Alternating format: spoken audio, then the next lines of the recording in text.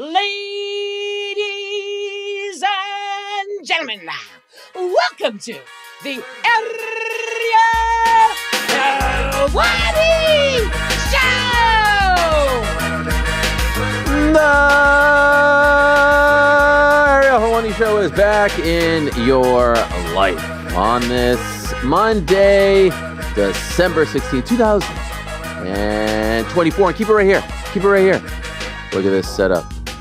Look at this setup. I mean, every time you think... I mean, look at this. Every time you think our resident set designer, Mr. GC, has reached the mountaintop as far as set design is concerned, he just goes ahead and outdoes himself. I mean, knocks it out of the park. This is... I mean, you even got Papa Noel over there trying to either climb out of the window or climb down. I don't know. Out of the window. He's just trying to escape. I mean, this is some kind of scene here. We love the festivities. We've got... Is that Frosty over here? Or some variation of Frosty? That is a snowman. Why are you speaking on behalf of GC? Are you his... efforting. Yeah, it's Frosty. I mean, what's going on? That looks like Frosty. Yeah, it's him. Frank's trying to take away from you and say that it's not Frosty. He's saying he's a snowman. If I wasn't here, Frank would say that he decorated the whole set. I mean... Unbelievable. No, this is great. This is some kind of setup here. It's very festive. It's our final full week of shows of the year, and what a year it has been. I mean, we started this year in a whole different studio and a whole different set, working with a whole different company. What a 2-month-ish stretch it has been, and we have a huge week coming up for all of you with a ton of great stuff to come. A full week of shows. I just want to let you all know, a full week of shows. Monday, Tuesday, Wednesday, AH show. Thursday, Boys in the Back. Friday, The Crack with Pizzi. And then, of course, we have the big Fury Usyk card on Saturday. Oh, by the way, on Tuesday, we have Ariel and Ade. Ade will be in Riyadh, Saudi Arabia. That will be great. And then on Saturday, we'll have a watch party for Usyk Fury. Did I say Fury Usyk? Unfair to the big Ukrainian. Should be Usyk Fury 2. And a post-show as well. So a full slate of shows coming your way. The next 2 weeks after, we'll have some holiday programming, if you will. More to come as far as those are concerned. We're not going totally dark. I mean, not going totally dark. I'm just saying the regular schedule takes a bit of a break, and then we return in earnest for the highly anticipated 2024 Helwani Knows Awards show on the 6th of January, which is a massive day in combat sports because that's also the same night as the Raw debut on Netflix. So that's the come.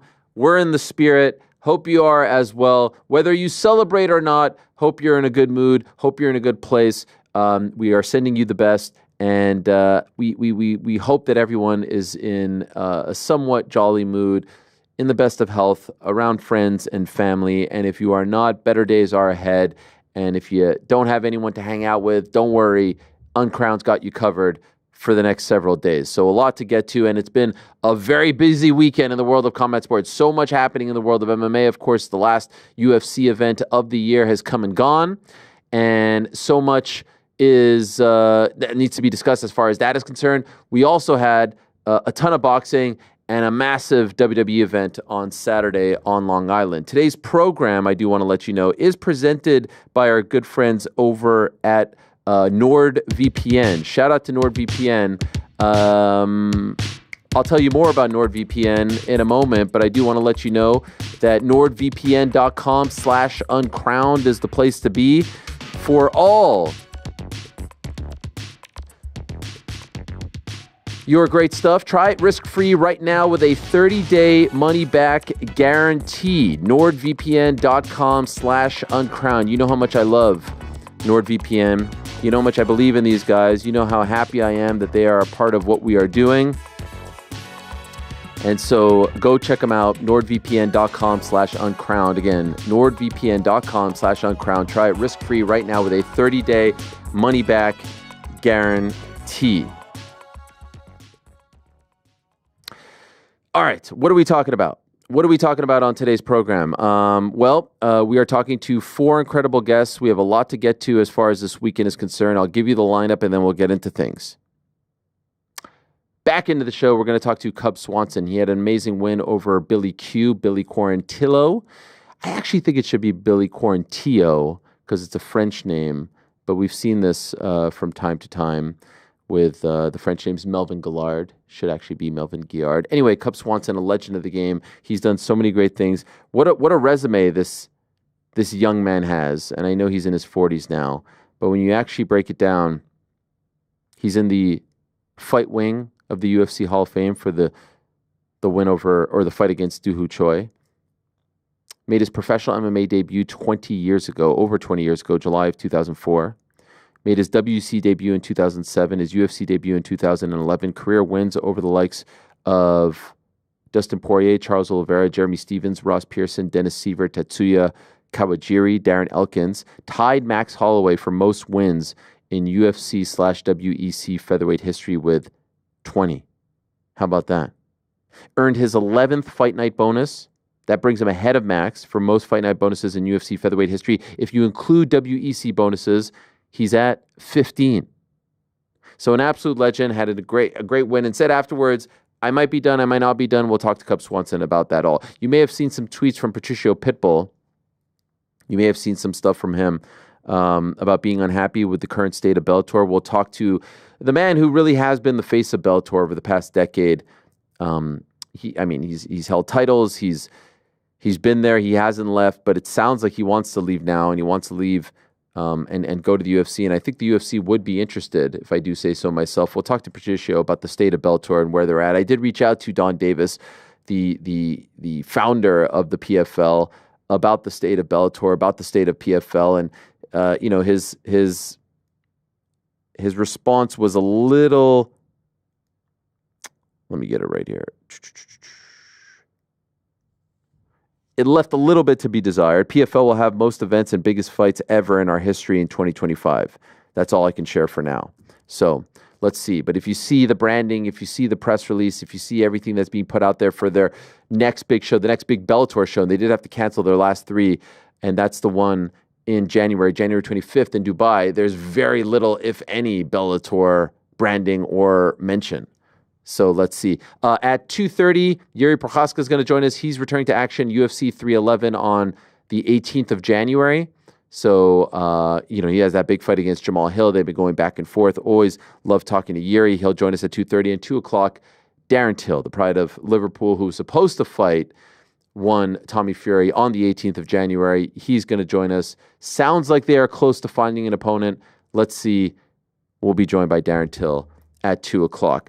I didn't have the full ad read, truth be told. Let me break down the fourth wall here. So let's go back to our good friends at NordVPN really quickly. Happy that today's program is presented by NordVPN. Why use NordVPN? It's the fastest VPN in the world. No buffering or lagging while streaming, and stops your ISP from throttling your bandwidth. By the way, this music sounds like the music that they use for Saturday night's main event. Did you pick this on purpose, Frank? Absolutely. Love it. Love it. NordVPN protects your private information like bank details, passwords, and online identity, including while you're traveling and using public Wi-Fi. Plus, one NordVPN account can be used on up to 10 devices. It's premium cybersecurity for the price of a cup of coffee per month. To get the best discount off your NordVPN plan, go to nordvpn.com/uncrowned. Again, that's nordvpn.com/uncrowned. Trust me, I use them every single day. They are the best. Our link will also give you 4 extra months on the 2-year plan. There's no risk with Nord's 30-day money-back guarantee. Thank you very much to them. That's 2 ad reads in the span of 9 minutes, and that's Pete Carroll just jamming to the music. It's a great tune, right? It's a great track. It's a great track. It's a great track, Pete. You know yourself, Pete flying high after the big Manchester United win over at Etihad. I mean, sure, you can't beat Forest at home. That's 4th place Forest, by the way. That's Champions League Forest. That's Who can Europe. be Forest? Who can't be Forest? They're flying right now. They're flying. Super sub Anthony Alanga with the big winner in the 93rd, 94th minute. What a weekend for me, PT, I must say. And I was going to say, how are we going to talk about me when we should be talking about you? We had Nick's game. Huge win. Daniel Ricciardo's shop launch, I believe you were at. Yeah, the big win for the Buffalo Bills. Yep. And then, right, I was a bit under the weather on Saturday, and I was in the scratcher with my dog for the day. And I said, you know what we'll probably be talking about next week on the show is this Usyk Fury rematch. I'm going to stick on this countdown. Oh, yeah. That's on Netflix. stick on this countdown, and they're lining up these guys to sit in the chair. Lennox Lewis was the second person. Do you know who the first person was, Ariel? I'm unaware. No, please tell me. Please tell me. It was you. It was okay. Ariel Cool, Helwani. cool. And then about 27 minutes and 30 seconds into the documentary, there's this amazing sequence. And whoever produced this, Tom Day. It's absolutely... That's Tom Day, the We Go Again crew. They are fantastic. Well, there's this amazing comic book sequence of your chat with Turki Al-Sheikh. Absolutely amazing. I sent it to you. I sent it to you as I was in my room watching it. Reggie interrupted with a few barks, unfortunately. Yeah. But that is pretty sick, isn't it? Did you get to see it yet? Oh, I mean, sick. Did I get to see it? I've probably watched it 48 times. My kids enjoyed it. Yeah, it's a great sequence of everything that happened leading up to that impromptu show that we had with Fury Usyk and Turkey back in February when they announced the cut, and then the rescheduled date on May 18th. Me? And it's a part of and that's where that was born. That's right. Good job, Frank. That whole sequence was tremendous as well. And it's a part of the documentary that they posted on Netflix, or that they have put on net. I don't know what you call it, but it's streaming on Netflix right now. But it's only streaming in the UK and Ireland. So I've heard about this, but I can't see it here in the US. So you sent it to me, and I was like, holy smokes, this is incredible. And then I asked the guys over at We Go Again, who do, again, a phenomenal job, and they did this amazing reenactment of that whole crazy day.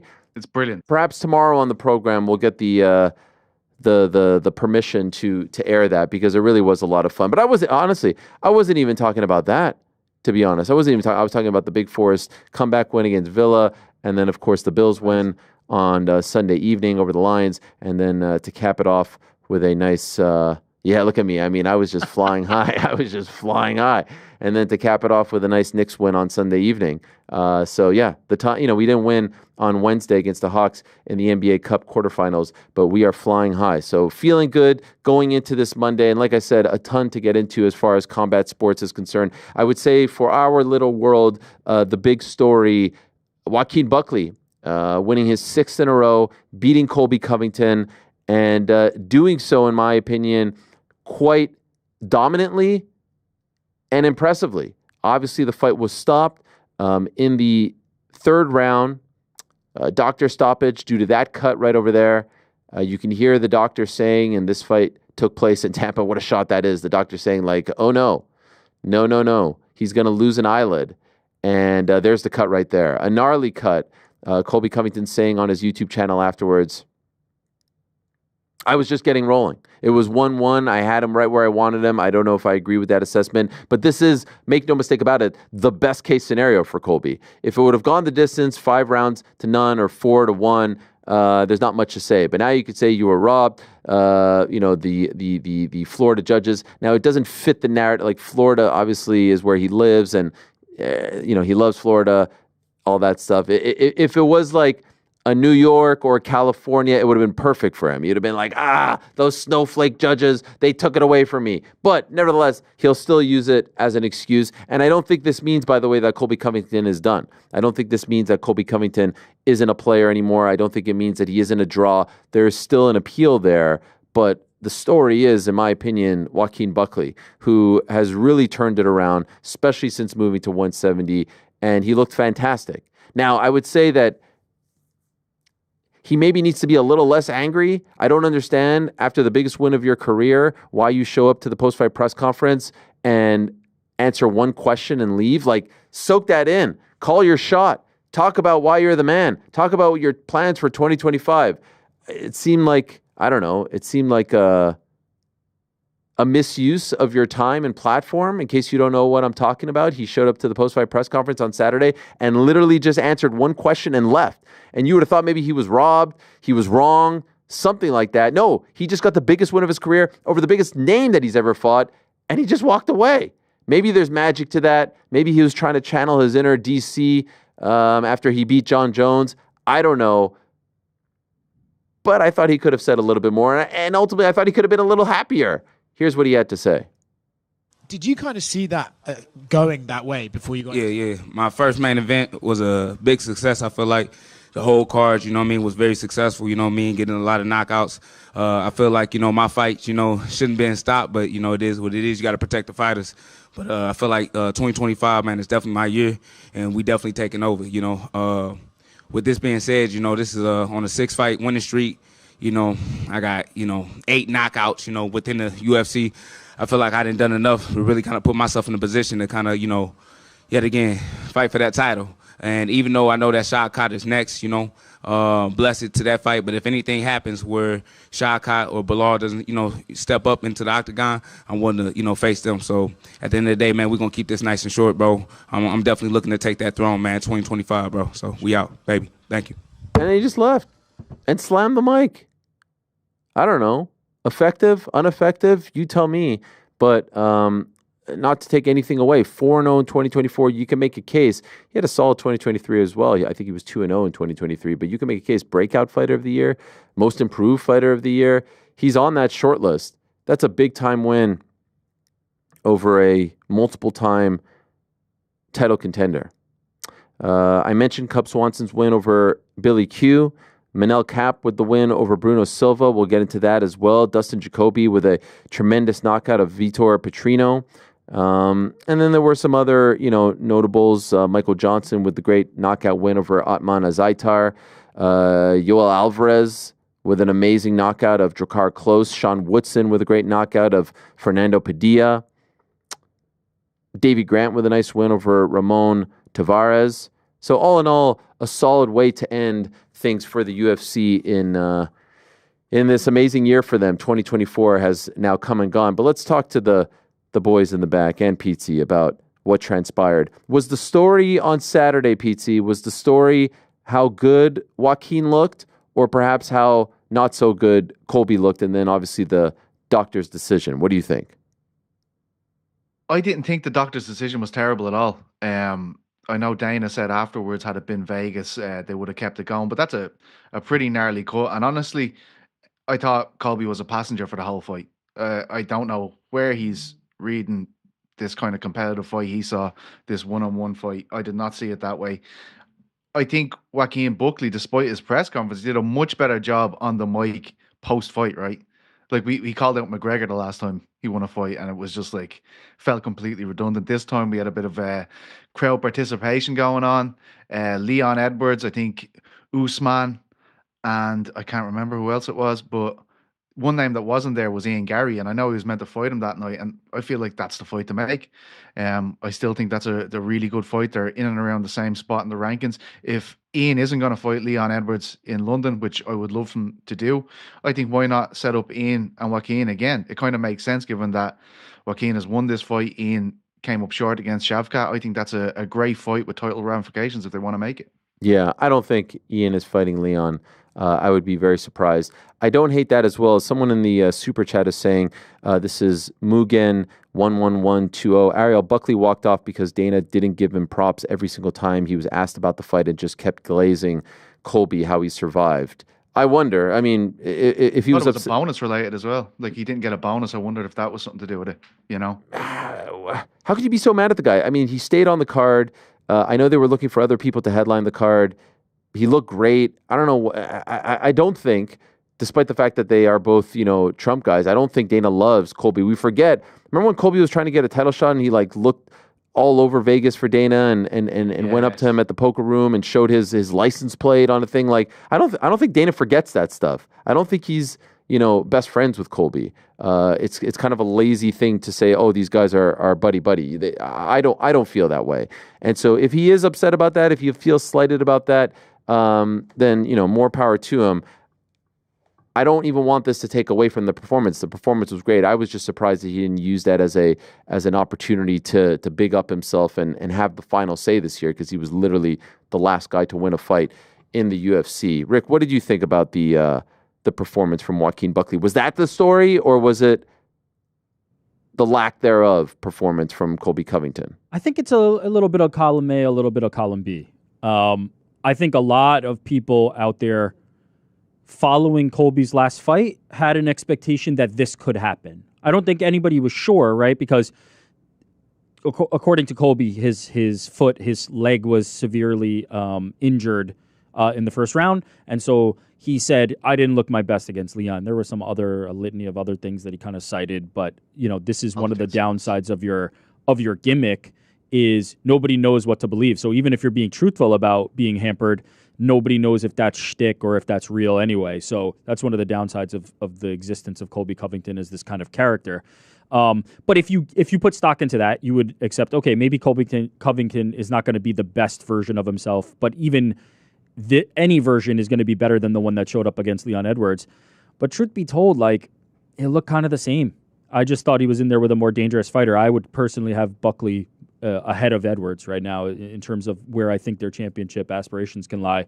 I think Buckley's one of the true dark horses of the division, really well-rounded, showed it against Colby Covington. So I walked away equal parts extremely impressed with him. And also I expected this version of Colby Covington. I really didn't think he had much for Joaquin Buckley, but I don't know how much he really has left in the tank anyway. Yeah, took the fight on relatively short notice, isn't very active these days. I don't know whether to call it the gimmick, the shtick. Here's the thing about the shtick, the gimmick. It worked well a few years ago when wearing the MAGA hat and being pro-Trump was almost like a heat magnet, if you will. It's not a heat magnet, and certainly not in the world of the UFC, and certainly not in Florida. And so this is Colby in a nutshell, in my opinion. Colby deserves a ton of credit. Colby was a mid-tier welterweight who no one really, had any sort of strong feelings about. And once he realized that he needed to start speaking, he needed to start riling people up, he needed to start playing the heel, he started to climb the ranks. The infamous story is he was about to get cut, and then all of a sudden he cuts this promo, and all of a sudden people are starting to react, and he realizes that he needs to up his mic game, if you will, and everything changes for him. But the consistent theme throughout has been he can't get his own heat. He can't get his own heat. He has to take someone else's heat and put it on his head. Use that to attract the heat. So whether it's, being the Trump guy, or whether it's, the Kurt Angle song, or, trying to walk out with, the Trump, it's like everything is taking someone else's rub, if you will, and trying to put it on himself. And that at some point is going to wear thin. It has to be about you, by your substance. If everyone continues to think that you're playing a character, and everyone continues to feel and think that you are just getting heat because of your association, I thought the Angle song was supremely lame. The Angle song is "You suck," so he wants people to then say it about him, and look, people are saying I suck. No, they're saying it because they've been programmed to say it, because they've been listening to that song for 20 years. It's not because they are really feeling that you suck or feeling some sort of way about you. And so even on Saturday, he didn't train with Chael for this fight. He has no real association with Chael other than their buddies. Chael bigs him up. Oregon, okay, fine. Hulk Hogan, no, it's getting other people's heat, good or bad, to react to you. The walkout was lame-o. Now, I will say this. People were giving him crap for the shirt being ripped already, and then he did the Hogan thing. Hogan's shirt was always ripped. It's just an easier way to get it done. So that should not be enough. Kayfabe, don't. It was always ripped. No. So people are trying to expose this like it's some, black eye on Colby. No, it's just another example of him using someone else's heat and putting it on himself in order to get the pop. And that shtick in its own right, or that mentality in its own right, wears thin. I still think he's a draw. I still think he's a player. I still think Ian versus Colby does big numbers, and others as well.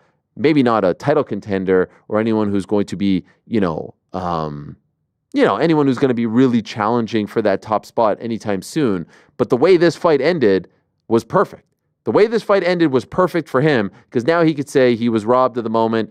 He was turning it around, and the doctor stole it from him. Now, to back that up just a little bit, Dana White said at the post-fight press conference that if this fight was in Nevada, it would not have been stopped. And I tend to agree with him.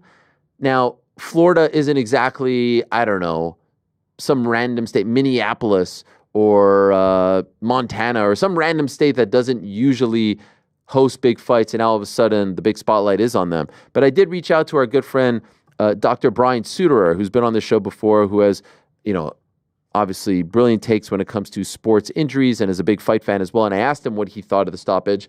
And this is what he said to me. And he said that I could share it on the program.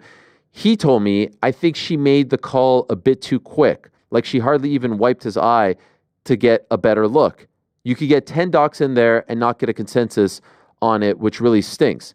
I like it when we see an initial check and a warning of sorts, like, hey, this cut is really bad. If you can't protect it or it gets worse, we're stopping it. Always tough to see the immediate and quick stoppage in a sport where guys are stepping in there, accepting horrific health outcomes as a possibility. Then I asked him another question. He said, I don't think you can say she necessarily made the wrong call since there isn't a great objective way to judge it, but the nuance of the situation should matter. Is the fighter already struggling to protect themselves early or late in the fight? History of cuts? Have you been keeping a close eye on it so the fighter knows what's up, etc.?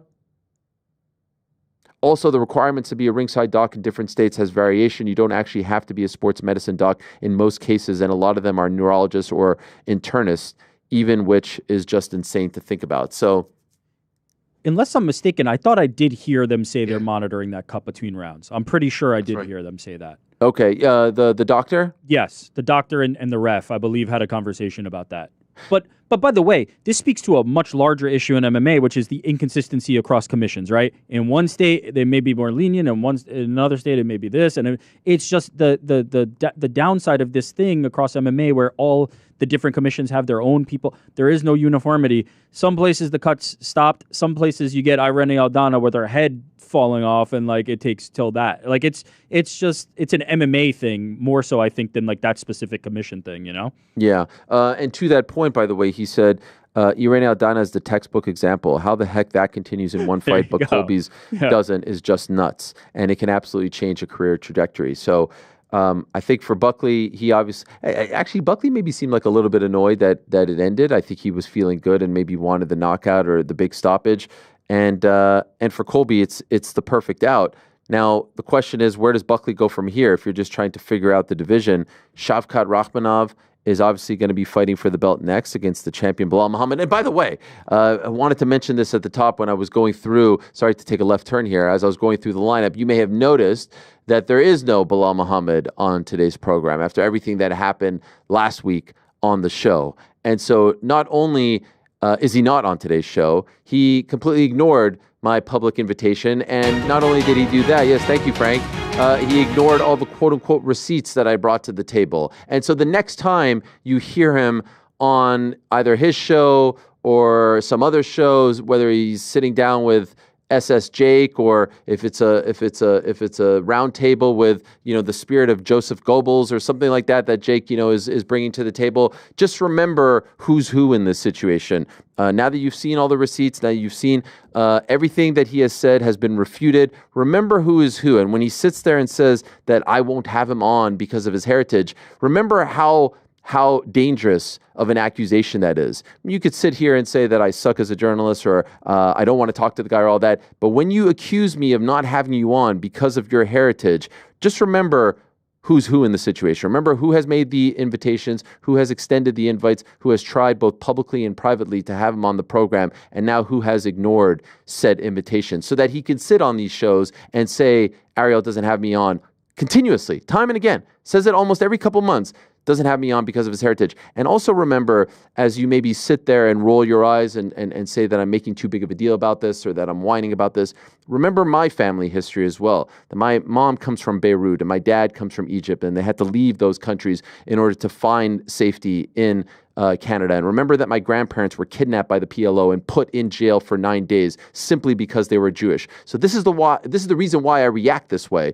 to these accusations. I don't care what you believe in, who you are, what your religion is. And when you sit there and accuse me of not having you on because of your religion or because of your heritage, I will react this way and I will take it to heart. So just remember that the next time he does it, because I can assure you he will do it. And I can assure you the useful idiots out there will eat it all up, lap it up, and then blame me for it. So please just remember this, clip it off, and post it the next time he does it. He has an open invitation. If it's not today, it's tomorrow. If it's not tomorrow, it's the next day, it's the next week, to come on this show and prove to me that he is not the issue. Prove to you that he is not the issue, that I'm the issue. That's not the case. The case is I have never had an issue.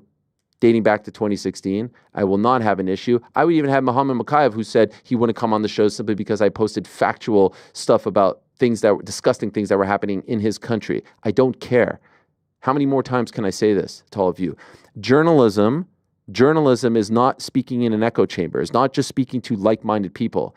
I believe that that's what we do here to some degree. And so I'm happy to have people from different walks of life, different beliefs, people who may not even like me or believe in what I believe in. I don't care. We're talking sports here. I don't want to have him on to debate the Middle East. If we want to go there, great, but that's not the reason. He's a very relevant fighter who is doing great things, who's the champion of the world, who's, just had an incredible year. God bless. Amazing.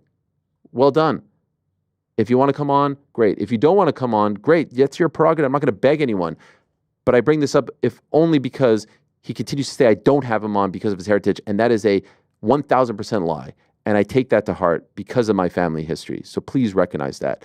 Left turn, complete. We come back to the present. Welterweight division, which he is the champion of. I believe he's going to fight Shavkat maybe 5-6 months from now. And then I believe we'll get Leon in London, as he said. The question is, who does Leon fight? I don't think he fights Ian Gary. I don't think JDM is going to be ready for Perth. No, not Perth. Sydney. There's the rankings right there. And so I don't think we're getting Kamaru Usman, Leon. I don't think there's any desire to see that. I think a very good option would be JDM versus Leon as the main event of London. I think that makes a ton of sense. You've got Sean Brady there.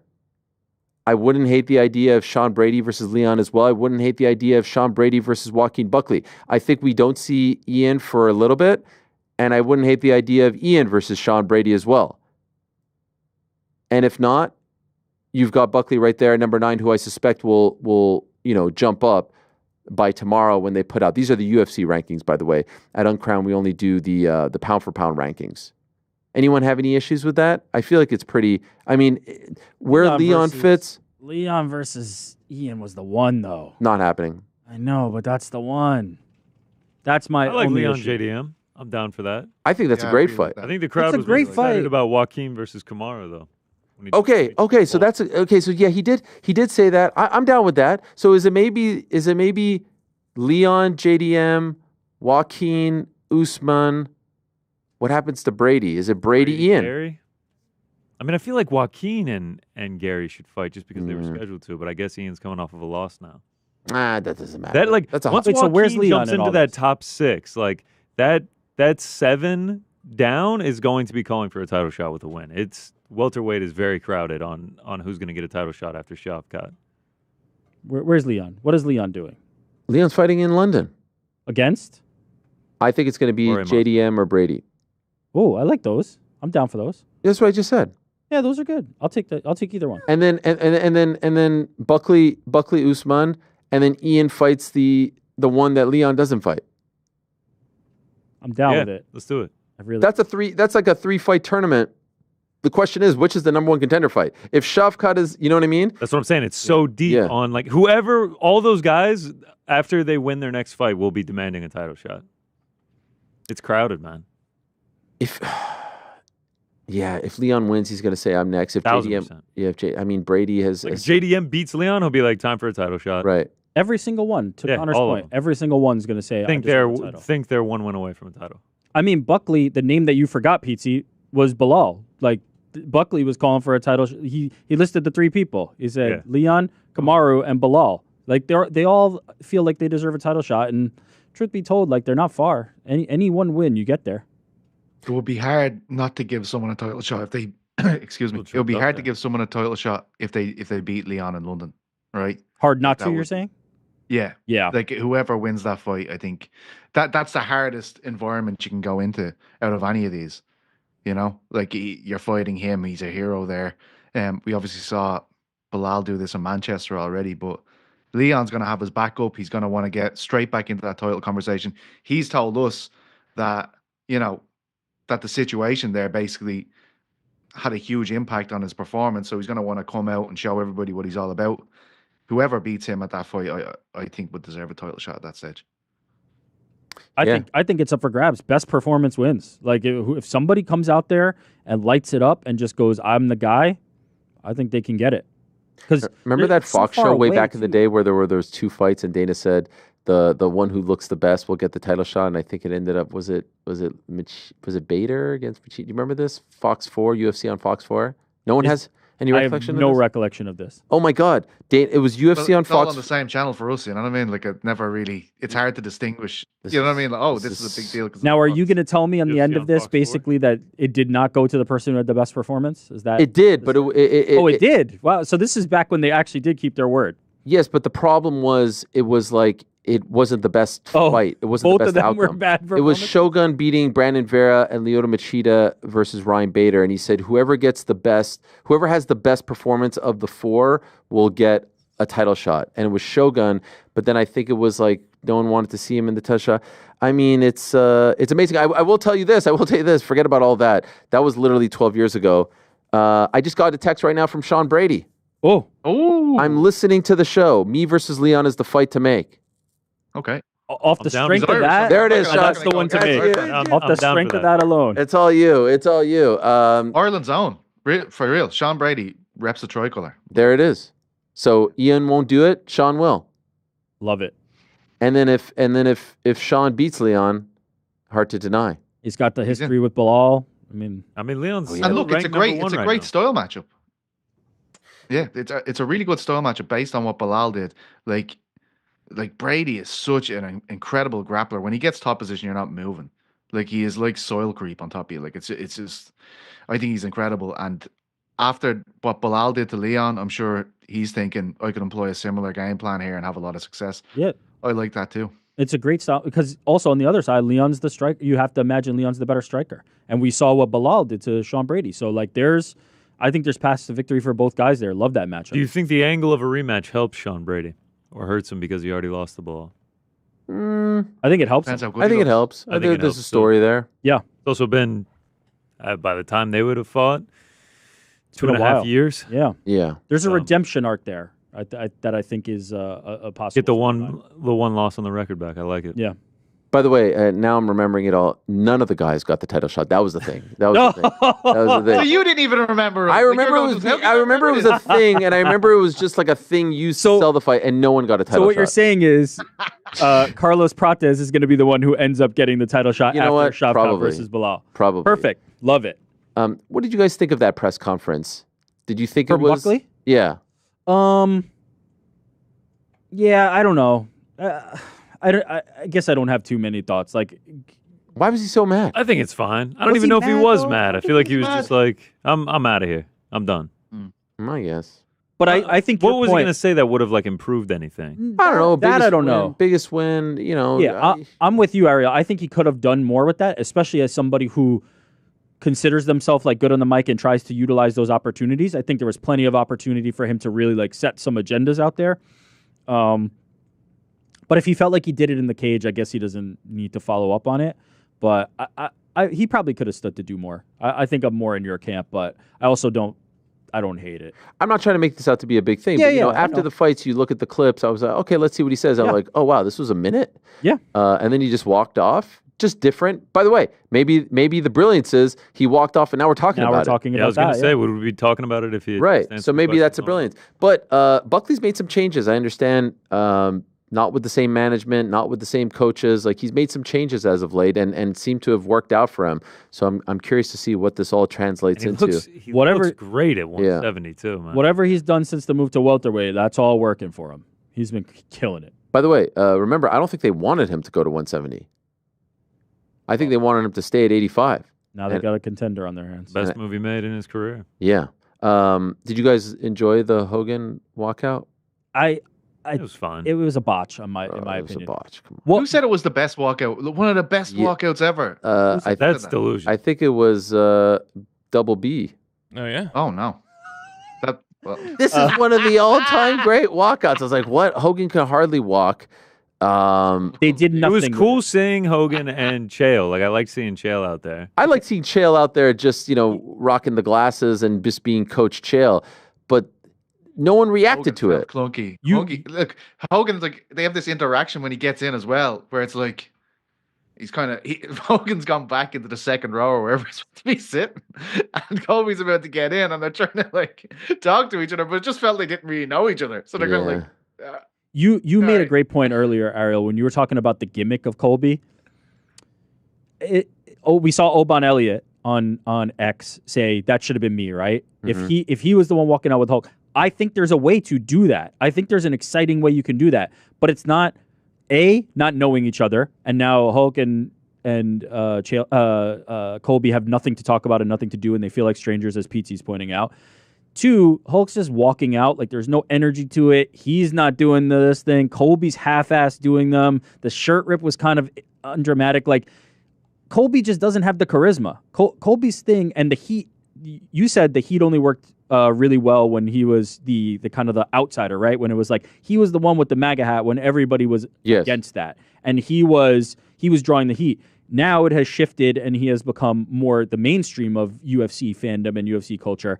In addition to that, he was also winning at that time. He was also a respectable, high-level fighter at that time. Now he's completely fallen off a cliff, and the gimmick no longer works when you're a guy who's getting completely blanked by Leon Edwards and Joaquin Buckley in the 2 of the bigger fights of your career. Like, he just does not have it anymore. And so that gimmick fails on multiple fronts now, and he just never had the charisma to start. It worked better when he could just steal the heat from everybody, and he didn't need to do anything. Now that he has to do something, now that he has to have that energy and sell that walkout in a way that I guarantee you Oban Elliott or somebody equivalent would have, he just doesn't have it. He never had it. He kind of isn't that guy. And so it fell short for me. It just, like, what was the point of Hogan even being there? The Chael thing, again, nice little gesture, but, like, it didn't have anything for me. No. It was like he was cosplaying. It's like, okay, I need people to react to me. He is cosplaying and has been for the last decade. That is the thing. That is Colby's story. He's been cosplaying. I've never had a problem with it. Again, Colby's not the biggest fan of mine. I freaking was arguing with the ESPN bosses to let him wear the MAGA hat, to let him be live, like the shit that we had to deal with just to have him on the show, and then like to hear the stuff that he says about me now is comedy of the highest degree. I don't care. Again, I don't care what you wear. I don't care about any of that stuff. But now every good gimmick needs to evolve. The personality needs to change. It can't be the same thing. What worked 5 years ago doesn't work now. Everyone, even the best, even Stone Cold Steve Austin, The Rock. Look how many times he changed over the years. Corporate Rock, Brahma Bull, Nation of Domination Rock. Like, you want to be pro wrestler, you have to learn from pro wrestling. And he's kept it the same. Kept it the same. And to Rick's point, man, like, he's got to be winning. If he's going to come out here and be like, I'm the best in the division, I'm the face of the UFC, all these other guys are bums, and he's won 1 round since March of 2022, and now he's 0-2 and completely out of the title picture, like, the gimmick just doesn't work at this point. Let's talk about the flyweight division. Manel Kape with an amazing win. Once again, he continues to show us signs of brilliance, right? He continues to show us that he's an incredible fighter and that he could be a major player in this division. He's a bit of a loose cannon at times, but he's an entertaining loose cannon, and he wins in the 3rd round of his fight against Bruno Silva and looked great in doing so. And then afterwards, it reminded me a little bit of Nate Diaz back in Orlando in 2015, final UFC event of the year. That one was on Fox. He gets on the microphone and he cuts a mean promo on Conor McGregor, and we know what happened in 2016. Wasn't exactly the same, but it did kind of remind me of it as he was just spraying everyone. Here's Manel on the microphone afterwards. I know we are in ESPN. I will not say bad words, but I got a friends. Moreno. Adesanya, and I'm the next against Pantoja. There are levels to do this, and I'm the one who can destroy Pantoja. So Dana, put me fight against Pantoja, because I'm the new pay-per-view star in flyweight. No one can be like me. No one dressed like me. No one is beautiful than me. I'm terrific. I'm the best. And then I deserve 2 bonus, the finish and performance. And that's it. I'm done. Spoiler, he got neither bonus. Sorry about that. I thought it was interesting stuff. My favorite is I'm on ESPN. I'm not going to swear. And then it's just like, F this guy, F that guy. And did you guys see the Izzy clip of him watching it? Yeah. Amazing. And he's like, what did I say? He's like sitting there eating something. He did the 50 Cent. Amazing. I say F me. Amazing. I think that's entertaining and obviously has a history with Kai France. After digesting it a little bit on Saturday evening, what I tweeted was, okay, after this is all played out now, here's my final vote. If in fact Figgy is serious about moving down to 125, I like Pantoja versus Figgy in Brazil. I love that fight. Now, this, I can't stress this enough. If he can't make the weight, if he thinks he's too big, if he thinks it's unhealthy, then we have to adjust. Then I said Manel versus Kai France, number one contender fight. Re-sign Muhammad Mokaev, who won this past Friday in very impressive and one-sided fashion. He was like a minus 10,000, so we all expected that. His opponent took the fight on short notice. He has to fight a Moreno or a Royval upon re-entering the UFC to earn it. And then if it's a Royval, which I like a lot, maybe you do Moreno versus Tatsuro Taira, and I know Taira is coming off a loss, but it doesn't always work out that way where winners have to fight winners and losers have to fight losers. That's kind of how I see it. Now, I know there's a couple of big ifs there. Muhammad getting re-signed, maybe a bit of a long shot. Maybe he has to do a little bit more, has to humble himself, kiss the ring, whatever they need from him. And then B, the Figueiredo part, I know is somewhat of a long shot. What do you guys think about this? Who has a better idea? Anyone? No, I'm with you. I think it should be Manel versus Kai France. I don't think the win that he just got is enough to stamp a title shot. It was over the 12th ranked dude. He's currently 9, and he doesn't have any other ranked wins beyond that. There's the history with Kai France. You have this opportunity in bringing Figgy back down one more time at 125, and you get this amazing rematch between Pantoja and Figueiredo. And then, I didn't even think about it that deeply. I don't mind like a Moreno, Tatsuro Taira either. So if they don't do Figueiredo, yeah, let's just pretend none of these ifs are a thing. No Makhachev, no Figueiredo. Yes. Then what do you do? Cop. Kai France be. Wait, so EJ says Manel and PT says Kai France. There you see the rankings right here. Kai France is 4. Cop. He's just gonna sell it better. Like, look at what he just did on the mic. Like, he is the guy that's gonna make it matter. Now, the unfortunate thing for him is he has lost to Alexandre Pantoja, but so does everyone. Who doesn't at this point? So does everybody. On tough, Kai lost to it. Into the tough stuff. I mean, they still fought and he still lost. Kai's lost to him. Cop is going to sell the fight, but I'll be honest, I care more about his beef with KKF and Israel Adesanya than I care about his that's beef the thing. I think you got to make that fight first. It's but then what do you do with Pantoja to get the title? Here's my thing with Pantoja. He has a real opportunity here, and the UFC has a real opportunity here. If you keep this man active, you will encroach upon the Demetrius Johnson thing. You will start to hit this because he has no equal. He is unparalleled in this division. That is the only way you're going to make him a viable draw for you, is if you rack up enough wins. And I said this last week, you need to follow the Amanda Nunes and the Demetrius Johnson mold with him. Now, they never became your top star, but they became big enough that you could at least put them out there and fans started to identify with them. You need to rack up title defenses for him because there is no other way. People are, for one reason or another, do not respect the flyweight division, do not respect him as a champion, even though he's done everything you could possibly do. You need to keep him active and you need to keep the title defenses going. And so if you're just sitting him on the sidelines waiting for this like perfect contender that he then beats in 2 rounds anyway, you're wasting a lot of time that you could be putting hay in the barn on that. And they need to follow that game plan. They need to give him active opponents. He'll beat both of them in the next year. Who cares? Give him KKF, give him Cop. He'll walk through them, and then we'll see what happens from there. But you need to keep him active. Otherwise, he's never going to be viable as a champion. He's never going to be a draw. The problem is, and I could see them not doing this for this reason, if you do KKF versus Manel, you're killing off one of the contenders. Don't. But then you're also getting a proper fight for Pantoja. But what happens if that proper fight for Pantoja goes the same way all these other ones for Pantoja go? And do they even then care? The next guy, like Usyk got a title shot. In a row, and now you know he what I gets mean? a title shot. That's the biggest argument right now is that Usyk got a title. If neither of these guys fight again, and you're not re-signing Muhammad, and Figgy's not moving down, I'm putting Cop in there. Who do you think they? I think they go with KKF. Well, that's the one that Pantoja said to you when you asked him who's. But that was before Manel's win. That was before the win. I personally think that there's more to Cop that could sell that fight. Oh, he'll sell the shit out of it. But neither option's great. Let's just call it what it is. He has done such a thorough job dismantling everybody in this division. There are no good options. I think the only way to handle this is give him as many title fights as you possibly can. I feel like I know we're speaking if the ifs don't happen. I feel like you pay Figgy whatever to come back. Yeah, that's the one. I feel like that's the one. You guys like that? For Wait, sure. he did have trouble making weight.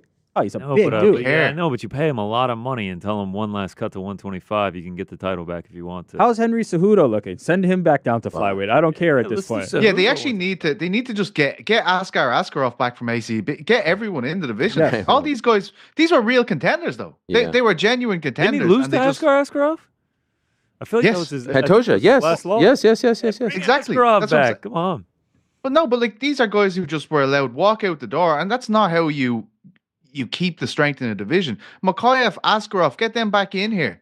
You know, and it would also make for a far more dynamic division and proper step ups for like the likes of Cap and these different guys before they get to that title fight, because really good wrestlers as well.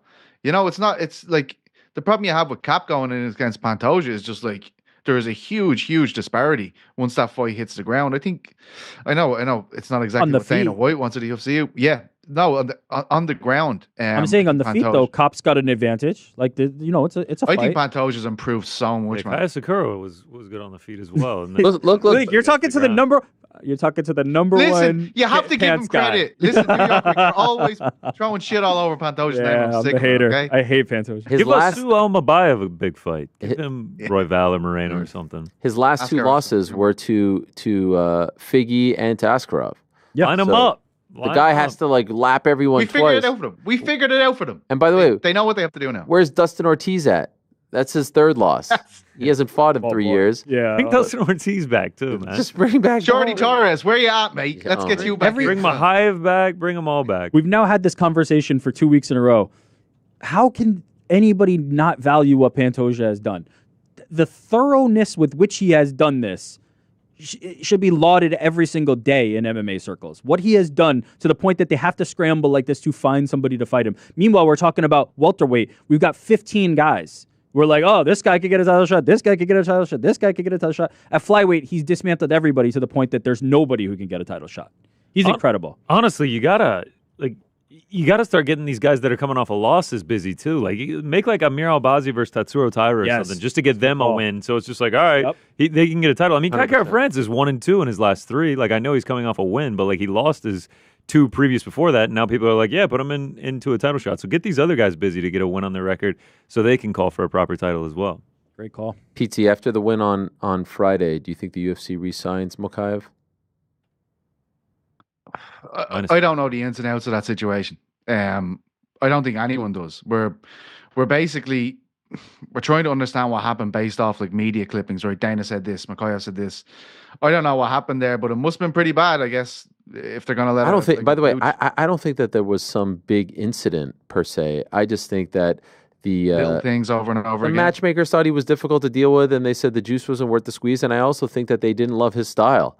I think that they told him and sort of insinuated that he doesn't go for it, that he doesn't put himself at risk, he doesn't go for the finish, and it's just not really a fan-friendly style that they want to be a part of. I mean, they you know, that's ridiculous. The Movsarovs of the world, the Magomeds of the world, Ankalaev, like they're not releasing those guys because their contracts aren't up. But with Mokaev, the contract was up, and the combo of him maybe being a little bit difficult and B, not really putting on super exciting fights.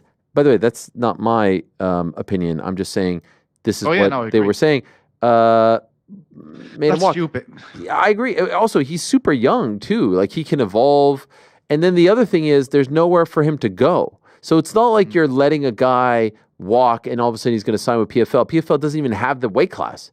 You know what I mean? They don't even have flyweight. Neither does Bellator. And so he's fighting for Brave. He's taking a step back, a massive one at that. So typically when we think like, all right, UFC is going to, I don't know. I remember them releasing Miguel Torres out of the blue and then bringing him back. Obviously that was for an incident, a tweet.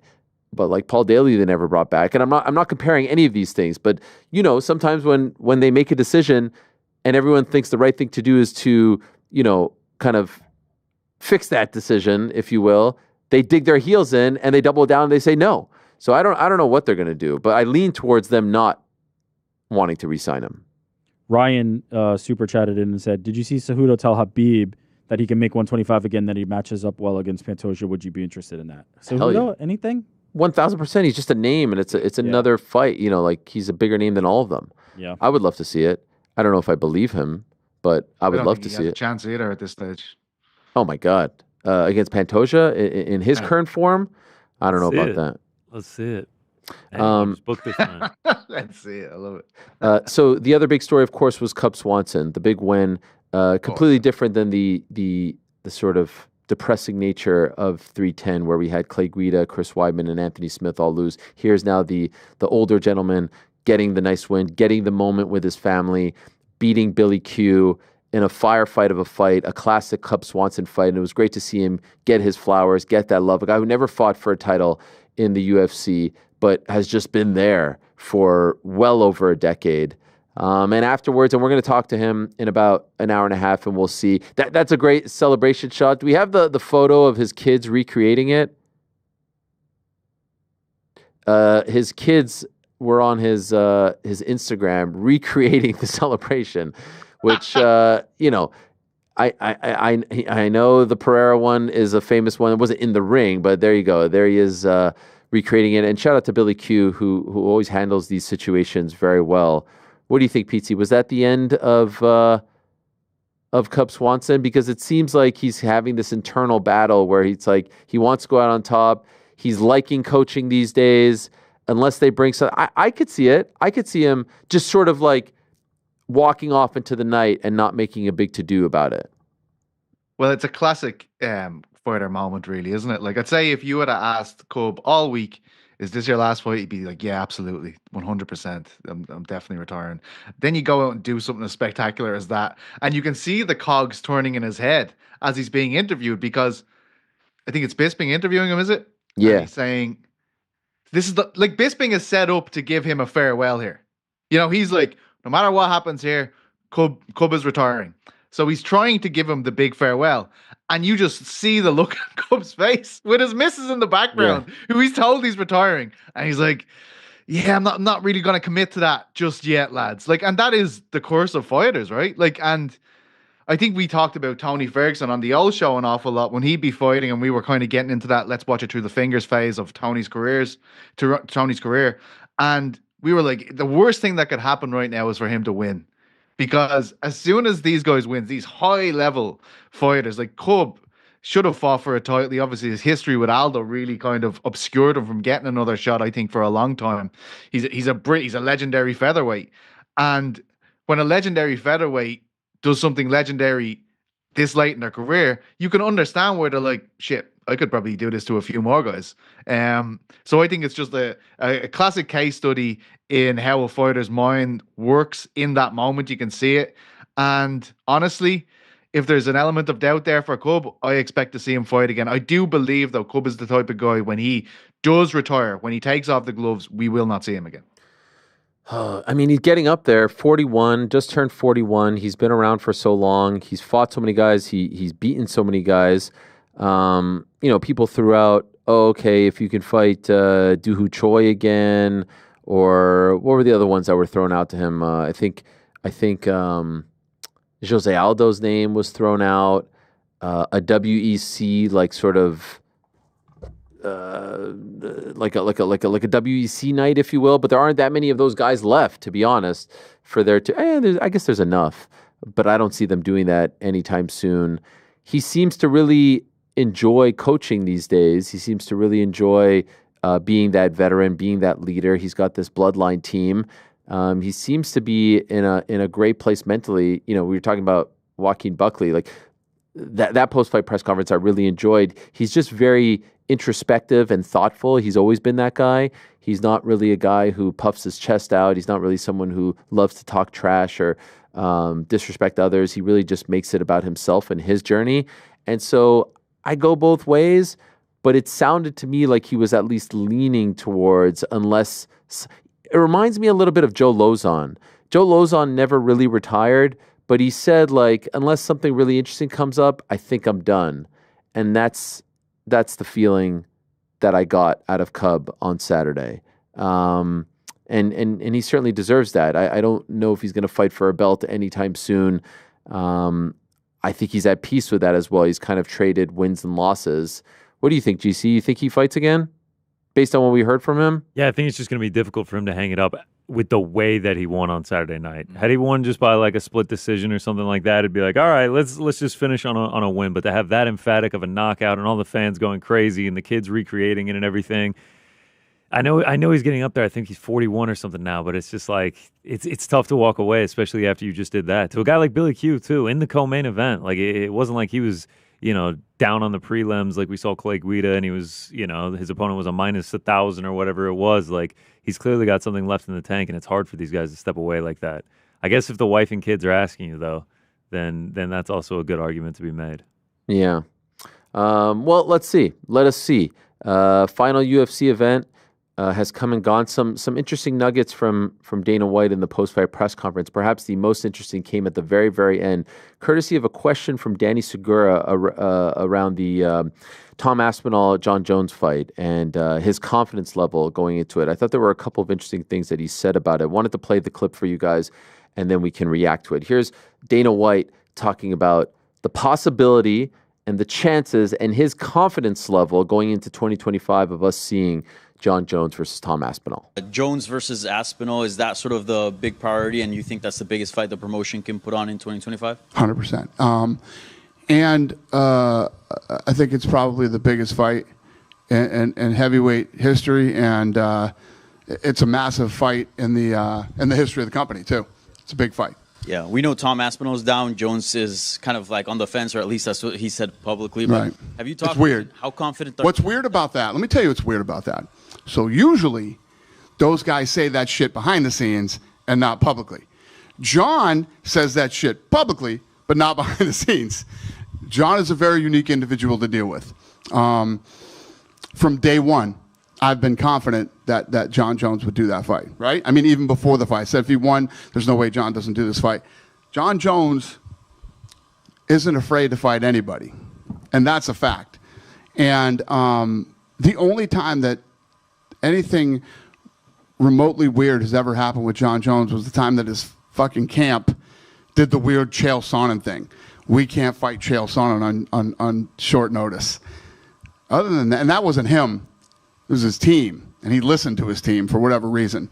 But that's like the goofiest fucking move in the history of the UFC.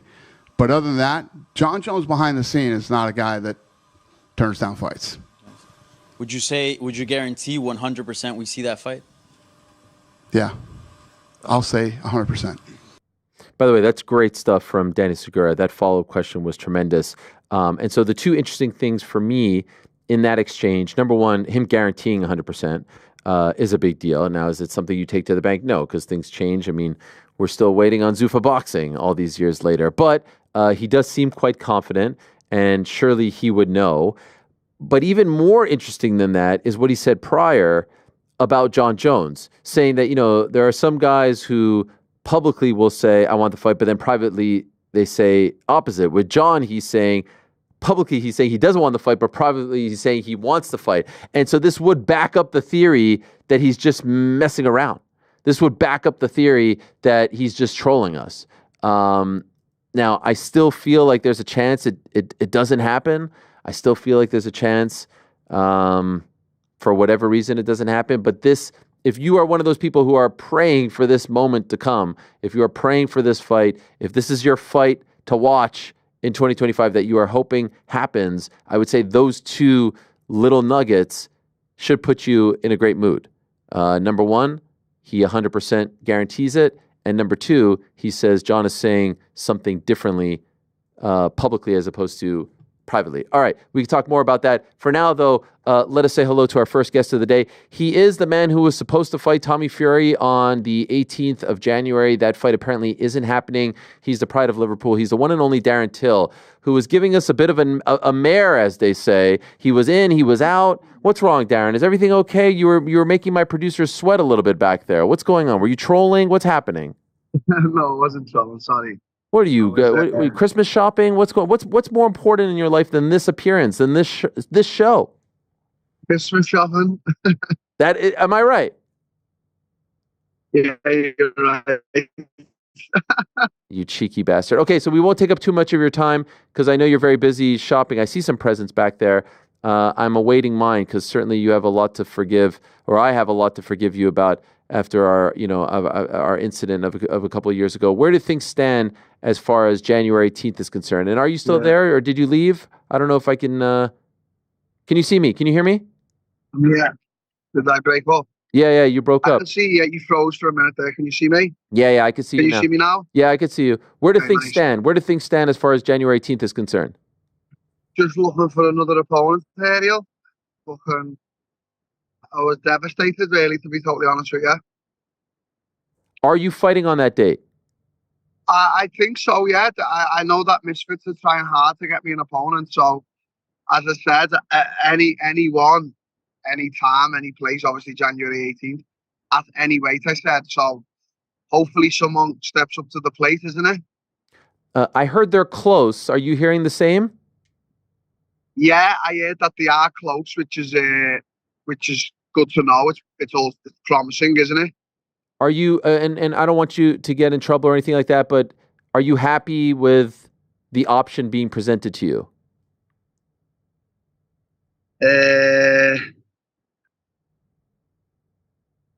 You still there, Ariel? Yeah, can you hear me? Yeah, I'm obviously.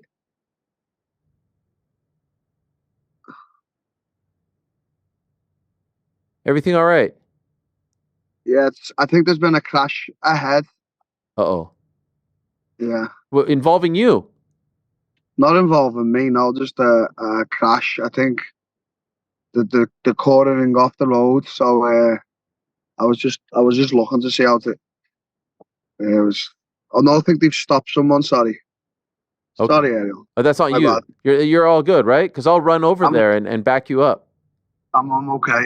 Okay. Yeah, as I say, I'm probably a little bit upset at the whole situation with Tommy not being able to fight him, because that was a big fight, and that was a fight that obviously, looked good in and that, because I was definitely going to beat him, and he knows that. So any option at this point is just have to take on the chin in it and just accept. Fair enough. Can I say something, Darren? Far be it for me to question anyone, but I do want to say I don't believe the story that is being put out there. I don't believe it. I don't. I don't believe it's about your words or what you said. Your story. Do you want me to tell you the real story? Please.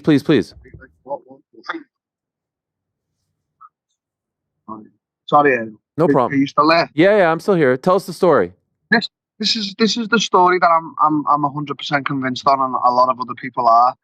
Is we think, because obviously our gym is close to his gym, and there's a lot of people that train in the gyms and stuff like that. I just believe that he's heard rumours of how I'm getting on in the gym in terms of like sparring and stuff like that, because we've had a lot of high profile professionals come in, and obviously I've been sparring great with these guys, really impressive, even for a lot of the pro boxers in the gym. They're like, wow, Till, you're really impressive, man. Like, you fucking hit hard. You look good.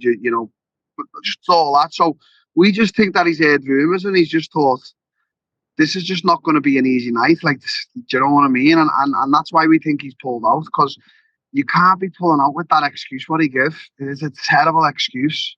It's an awful excuse, and considering like the stuff that his dad has done, and just like building a fight and whatnot. What if anything do you know about what Misfits and or DAZN is doing about this? Because did he not sign a contract to say that he would show up, and you can't just walk out like that without an injury, no? No, yeah, like it's extremely shameful and extremely bad on his part. Like, Like, you got a commitment in place to fight, and you're pulling out, not even because of an injury, because of that, like because of some mean, nasty words were said to you. And forgive it all, before the press conference, he was actually saying on a Misfits interview, if Darren wants to get crazy, we can get crazier. You know, there's no one's crazier than the Furies and stuff like that. And it's shown a bad light on John and Tommy. It really has. And even Tyson, it's like they've always prided themselves on being like a fighting family and stuff like that. And then, do you know what I mean? On the flip side, this is a huge victory for you, right? You can go around saying this man backed out of a fight. I didn't even have to lace up the gloves. Yeah, it's a massive victory for me, Ariel. Like, I think my name's only gotten stronger from it. You know what I mean? Like, 100%. For years, the Furies have bullied the way with everyone, and I come along just this one-man band, Darren Till, and I've just ended them in one press conference. Is there a part of you that says, oh man, I wish that, it was more like the UFC? Because that would never, Dana would never let someone just walk out like that. Is this a bit of a reminder of how crazy the world of boxing is and that this stuff can fly? Yeah, it's just like, what is going on? There's just loads of stoppages everywhere, Ariel. You all right? They're not coming after you, are they? Oh, I hope not. Deja vu. It's like we're back in the Canary Islands here. Deja vu. But not the Canary Islands, just everywhere. I get arrested all over the place, don't I? Yeah, it's a massive victory for me, Ariel, but it's a big blow. It's like another fight fell through after 2 years. Like, all this man wants to do is fight. That's all I want to do is fight, Ariel. Like, it's upsetting. Do you know what I mean?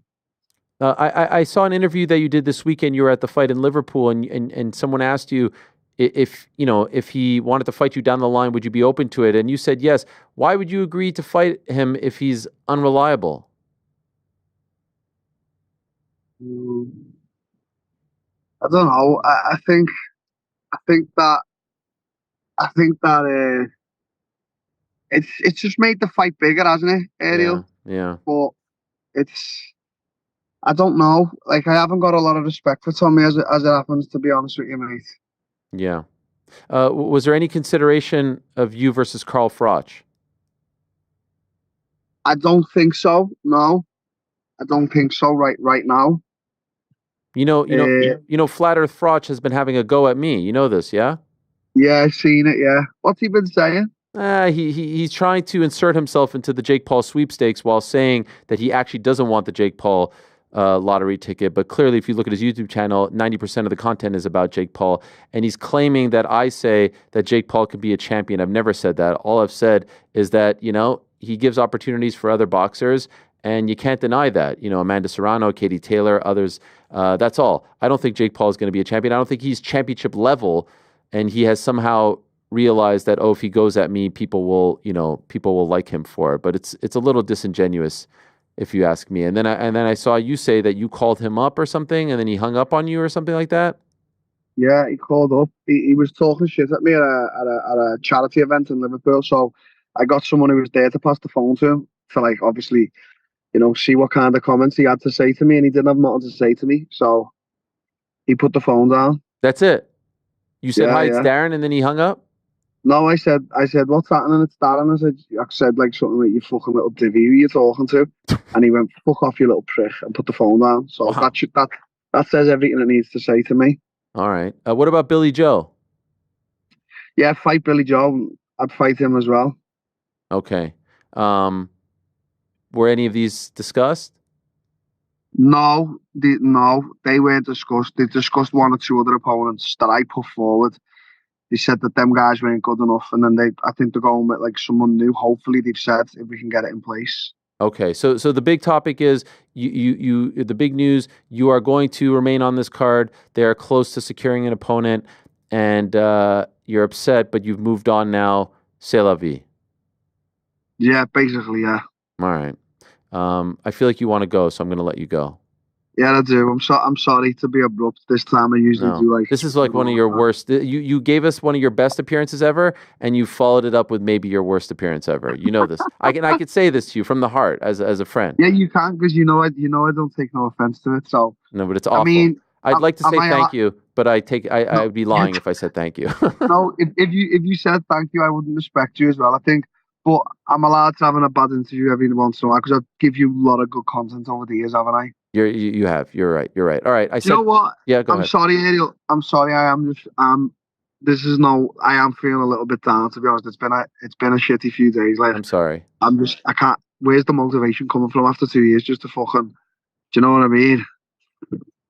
Well, better days ahead. Holidays coming up. Your birthday. And I've just tried to go Christmas shopping and my card declined, so I had to put stuff back. Like, that's disgusting. Oh, I'm sorry. Do you need me to Zelle you or money transfer you something? Please, okay. Please. Times are hard. Friends a few, but it's hard to fucking you, innit? There, you saved the interview. You saved it with that. Just with that, you saved it. No, I'm messing there. You know, do you know when I say this shit as well? I'm only joking. Someone usually does a YouTube video now saying, "Oh, Darren Till's broke." I'm like, oh, God. I'm not broke, mate. I've got my company on the face of the UFC Octagon. I'm okay. Trust me, money's flying in. we didn't doubt it. Your birthday's coming up as well, right? On December 24th. I'm 32, December 24th. That's right. Yeah. Yeah, you can't say when my birthday is. It's a one-way street here, but I know when your birthday is. Yeah, when? Your birthday is in June. Not bad, by the way. July, so not bad. You got. I know things, you know, Ariel. I'm very, very, I'm good. Not bad. I have these things in me, and it's like a radar to tell for things. Like, I know when a person's bad or not. And that's why you like me. You're a good person. I do believe deep down you're a good person. I think you get a lot of deep down. You get a lot of hate for some reason. Jealousy. You have stirred the pot over the years, though. Do you not think? No, and we don't. By the way, you can leave now. We don't have to get into all of this. I don't think I have. I tell the truth. Unless you want to stay. Do you want to stay now? You having fun? No, not with me. You haven't stirred the pot ever. I don't actually think you've stirred the pot. I think you've just done good journalism, if I'm being honest. Thank you. That's all I've ever wanted. That's it, right there. That's all I've ever wanted. And then I think people just don't like the truth. But you, I think. Excuse me. What was that? Bless you. Oh no, I'm so sorry. Gosh, she must be hating me. I'm sorry, but bless you. I hope you're not sick. Thank you. That might be the first time that we've ever seen your missus on camera. Yeah. That's a big moment.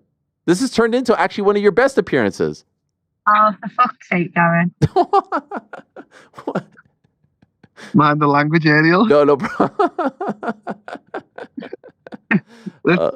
Let's say, you know what? How do I make it up to you? Can I make it up to you with like something else through the week? Like, no, listen. When the fight gets announced, fight week, you come on and we'll talk about it. Okay. Well, if the fight gets announced this week, I'll come straight on with you and break it like in a way like where we just get the first tips, something like that. Deal. It's a deal. Okay. All right, Darren. Sorry, mate. Darren, you're a legend, all right? Chin up. All right, mate. You're the man. You're beloved. Happy birthday. Happy holidays. My best to you and your family.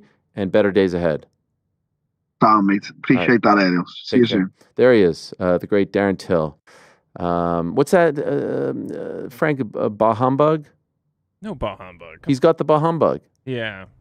But I think we lifted his spirits. I think we did. I also love the the comment that his missus made. That has to go as a drop now, I think. Oh, for fuck's sake, Darren. How many times do you think she says that? I'm sure she says it on the hour, every hour. My favorite part of that is, it's been a rough few days. You know, what's the motivation anymore? I'm like, oh shit, this is about to get real. And then it's like, all right, see you later. Yeah. Or then it's like, and you do stir the pot a lot, Ariel. Like, well, actually, you know what? You don't stir the pot a lot. Darren is the best. Well, at least he showed up because he was giving you the runaround. Listen, I'm always down for Darren. I ride for Darren Till. Darren Till, as you said, he's delivered us many, many great moments over the years. Another one, I think, right there. In a weird way, yes. Except for when he posts our personal information on. Well, that's not Frank. There's a who the f is we that you can drop for that one because who the fuck your is boys, we? Your boys are all right. It's just you. Yeah, no, that's why Frank. you text. By the way, Frank, the line of the interview when he's like, I know things. I know a lot of things, Ariel. Frank was like, and your phone number. I know. Screw you, like Frank. your birthday. You know what? Screw you. Well, there you go. Maybe we'll get the announcement later in the week. An announcement, by the way, that we did get on a Saturday morning was the main and co-main for the UFC's return to Riyadh, Saudi Arabia. And what a 1-2 punch this is. A spectacular 1-2 punch for a fight night, by the way. Not a main event. Not a pay-per-view, but a fight night on February 1st, part of Riyadh season in Riyadh, Saudi Arabia. Main event, Israel Adesanya fighting in a non-title fight for, I think, the first time since when? 2019, I think it is, against Nasruddin Imavov. There it is. And then co-main event, MVP against Shara Bullet. Yo. And that's the one that MVP was talking about. And I presume this is also a 185, right? So MVP moving up to 185. This is tremendous stuff. I think, did you guys feel like more people were pumped about the MVP Shara Bullet fight? Either way, I love both of them. They're both great. On a fight night. I'm going to talk out of both sides of my mouth here, admittedly. I love Israel Adesanya for being a gamer and being like, hey, this is not like the guy that's going to get me necessarily like back to the title contention. This is not the guy who's going to headline a pay-per-view with me in Nasruddin Imavov. But I'm willing to put it out there and fight a tough guy. It's not the fight that you typically see somebody take, so I respect it. But I also kind of want to see Israel Adesanya in those fights. Like, I don't love this fight. It just like doesn't do it for me in that way. Now, you say you don't like it because you don't like the matchup, or because he's too big for this? He's too big for it. It's just like this is not the proper foil for Izzy. But he's not in the title picture. That's okay. But even think about like MVP versus Shara Bullet. Like this is not like I just want to see Israel Adesanya in the most exciting possible fights against the biggest names, and I feel like he's earned that. I guess who would it rather be? Like I don't know. Imavov is fit. How about MVP himself? I'll take MVP and Izzy. That to me feels like a bigger. I think they're boys. Okay, well, so find somebody. I don't mind it. I don't mind it. By the way, it is in fact his first non-title fight since the Anderson Silva fight in 2019. He is the long reigning champ and deserve. And this is why I feel that way. But then at the same time, I'm like, dude, tip your cap, respect. The dude is not just looking for that only those opportunities, and is willing to put it on the line against again a really high level ranked guy, but not necessarily the sexy name.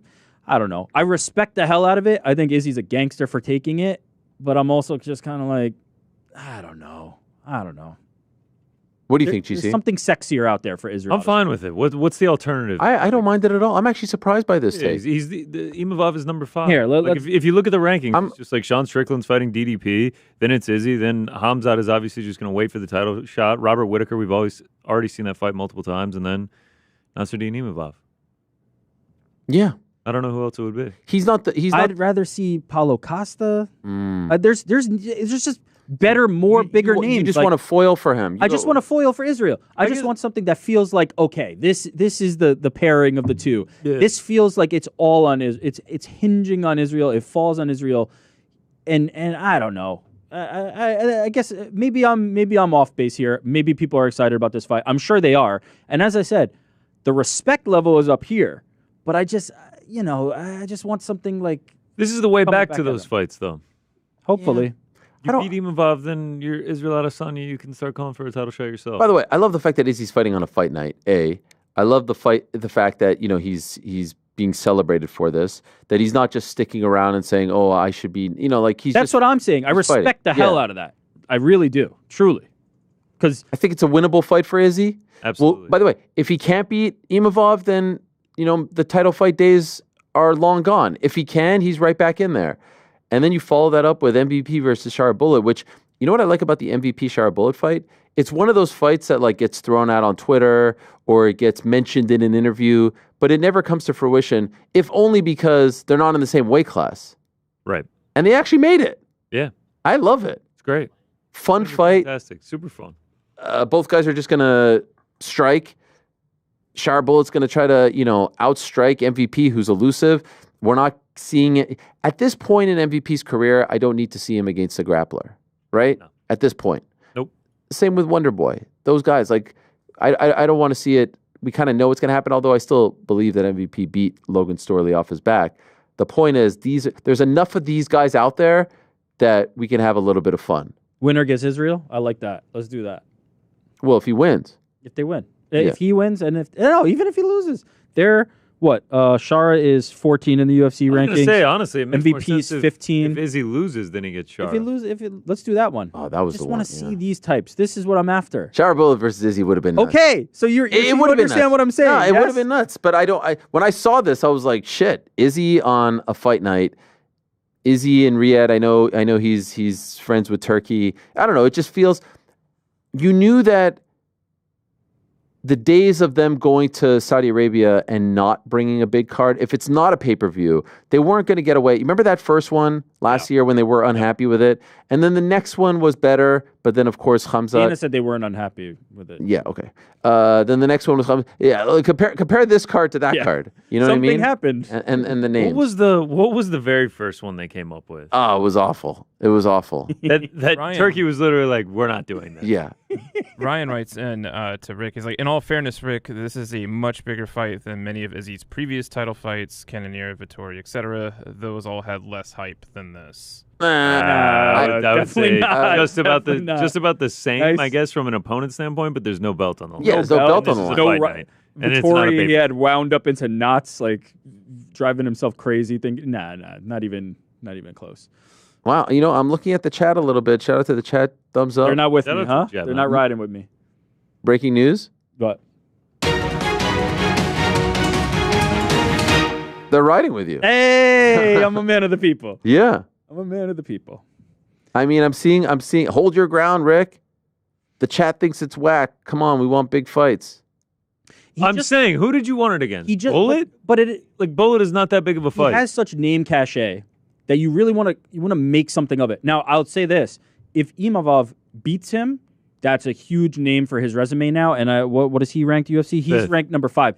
That really propels him up. But I feel like it's doing more of a favor for him and for the UFC than it is for Israel, because it's a tough fight. This is an extremely tough fight. But yeah, either way, look, I think we all respect like Israel Adesanya headlining a fight night is big. Like they are getting a big fight for this fight card. I think it's great, but I don't know. I do want to see Izzy and Paulo again. Oh, I'd love to see that. I don't know what's up with Paulo. He's been where's Paulo? He's been a little distant. Even reads my my text and doesn't reply. But, I mean, he is 1-4 in his last 5. Like he's but there's a great story there. This is the story. Yeah, I understand that, but like he's got to get back on the horse as well. He could do all the wine content. It'd be Tremendous. Super chatter Alessio says, "What's wrong with number 2 versus number 5? It's a banger of a fight." Nothing. I agree. Nothing is wrong with it. Sounds like you have something. I have other preferences above it. Yeah. Nothing is wrong with it at all. If you were booking Izzy's next fight, who's the opponent? That's what I keep asking. After this one? No. This one. This one. Who should it have been? Who should it have been? Yeah. Chara, Paulo, a 205er that could have been a Chara fun isn't there striking yet. battle. Anything. Charbel not there yet. A 205er that could have been a good shot. No, I don't want to see Alex 2. Pereira? Is he at 205? We saw that already. Well, I take it. I definitely take Alex Pereira, but I don't think they're going to fight. What do you mean we don't want to see? Why? Is he versus a fun guy who would strike with him at 205? That'd be sick. Who? I don't know. Name one. You name one. That's what we're asking. Dominic Reyes versus Israel Adesanya. Nah, I don't want to see that. No. Johnny Walker versus Israel. No. I was going to say Khalil Roundtree, but now we're getting into. No, That would just actually be. fine. I mean, that would be an exciting fight. He's just fine at 185. I'm not. You guys are trying to move me into. I'm the one who loved this. I love this announcement. I was in a great mood when I saw It's this. sad to see the Glazer go from a hater to a hater like this. I'm not hating at all. I think I'm almost saying the opposite. I think this is Israel deserves a better opportunity here to put on a show. So you're hating so hard that you're actually glazed. I'm hating so hard that I'm glazed. I respect it. It's the opposite of my Pantoja. UFC starting out hot in 2025, Oh, man. man, I yeah. love it. The first month of fights is just stacked. Well, the first show isn't the best. Listen, man, you gotta work through the mud a little bit. I know, you but- gotta get warmed back up. I think it's an Apex card. It's an Apex Eva card. Stern. Yeah. You the hit that rematch. pay-per-view though, and it's like Pay-per-view. "Ooh, boy. And then what is it? So then the pay-per-view, is there one on the 25th too? We might be off. Oh, okay. Really? Huh. Yeah, they always do that. Like, welcome back, and then just straight to off. It's always welcome back, then a little break, Yeah, you're and off then on the like 25th. 15 weeks in a And then row. the first- That's how they always do it. It's like This is how the first back. 4 cards of the year go. Dern Hebus too. The rematch we've all been waiting for. You know, you can find something to like there. Co-main, Cesar Almeida, Abdul Razak Al Hassan. Banger. Austin Bashi on the main card on that one. All right, you get through the January 11th card, and then it's Makhachev, Sarukian 2, UFC 311. Then it's week off. Then it's Fight Night, Adesanya, Imavov. Then it's Duplessis, Strickland 2. Wow. Good that first month. Good mention here from Travone. Contract year, the UFC is going hard. It's not a bad shout. Yeah. Ryan says, I hope this is a permanent move to 185 for MVP. I met him last year, and he is a very big person. There are way less heavy wrestlers at 85, and I like MVP's chances against any striker on the planet. And also, Tech is asking if we can spice up Rick's background. Maybe GC can sort it out. I mean, yeah, I feel like that's his whole thing. Yeah. It's the not spicy background. That's his gimmick, right? Yeah. Right. Mine also bleeds into his. We're much closer than we were. Yes. In the old What is Obsession, by the way, back there? Is that the poster for Fury Usyk? Yeah, I got that poster, and then I got the alt poster right here, which is pretty sick. But what's the one over your left shoulder? Yeah, it's. Is that the official? I don't know if it's official, but it's the Riyadh season. This is like Riyadh season branded. That looks Turkey. legit like a horror movie. Yeah, it looks like The Substance a little bit, honestly. Oh yeah, that's so crazy. I was thinking the same thing. Yeah, and then it's got it's actually like a movie trailer because it's got like the reviews, epic trailer, pure madness, mind bending. This might be the poster for the trailer. That's how big they do. And the trailer is fantastic. Unbelievable. The trailer is amazing, and it's kind of playing off that theme. If you haven't seen it yet, do yourself a favor and check it out. All right, so we're talking about January for the UFC. January, February, fantastic. And of course, UFC 311, fantastic card. That's the one at the Intuit Dome in Inglewood, California. A man who will be making his California MMA debut is our next guest in a highly anticipated light heavyweight bout against Jamahal Hill. It's the former champion, the pride of the Czech Republic, the one and only Jiri Prochazka. And he is joining us right now. Great to have him on, as always. Hello, Jiri. How are you? Hey, Ariel. I'm great. Good to see you. Good to hear you. Yeah. It's always a pleasure. Always love having you on. Can I ask, when they offered you this matchup against Jamahal, did you like the idea? Did you like the fight? Yes, I really like that idea because Jamahal is a great opponent for me right now, and he was one of the guy who talk about me a lot of many things, and I would like to share the cage with this guy and show that I am that guy who made that change, who really made the change of himself in a life and in my style, and I want to take a target for the title.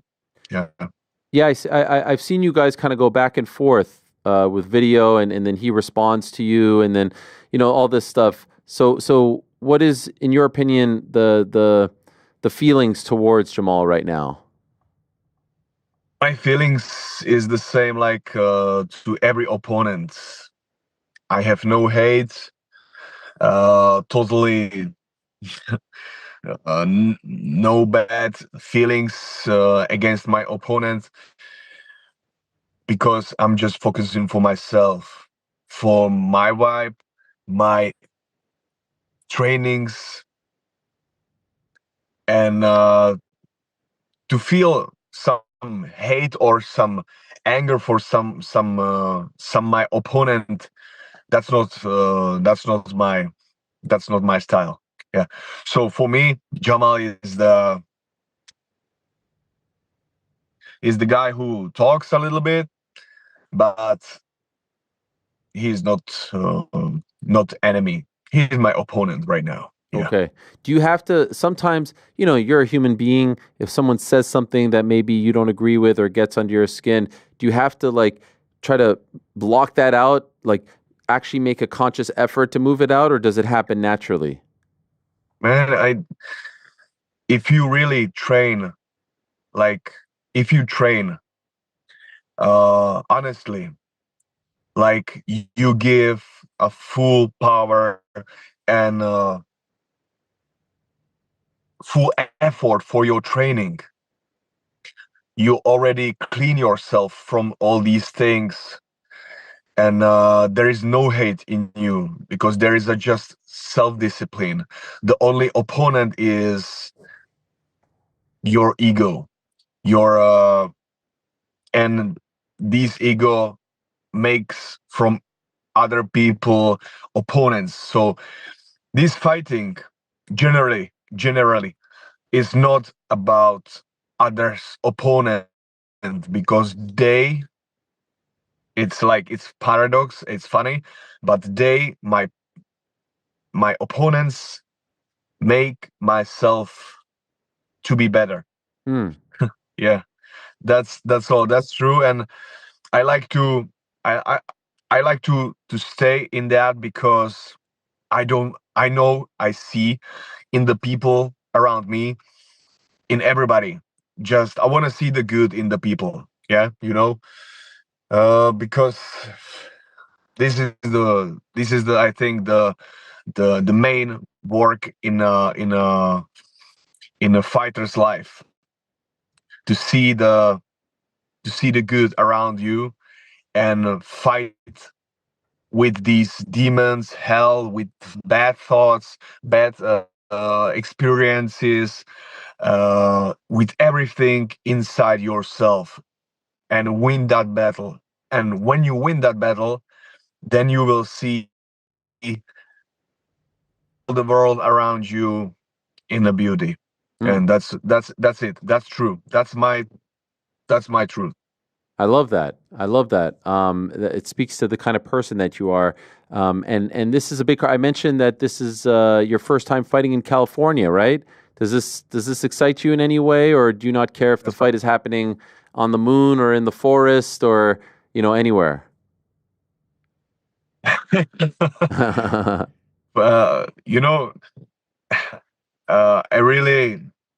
I really don't care where I will fight, but every time I will find something special on the place where I'm fighting.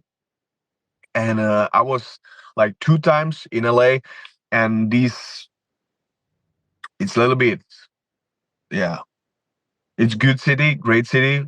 Some parts are really weird, but I really good this vibe of LA.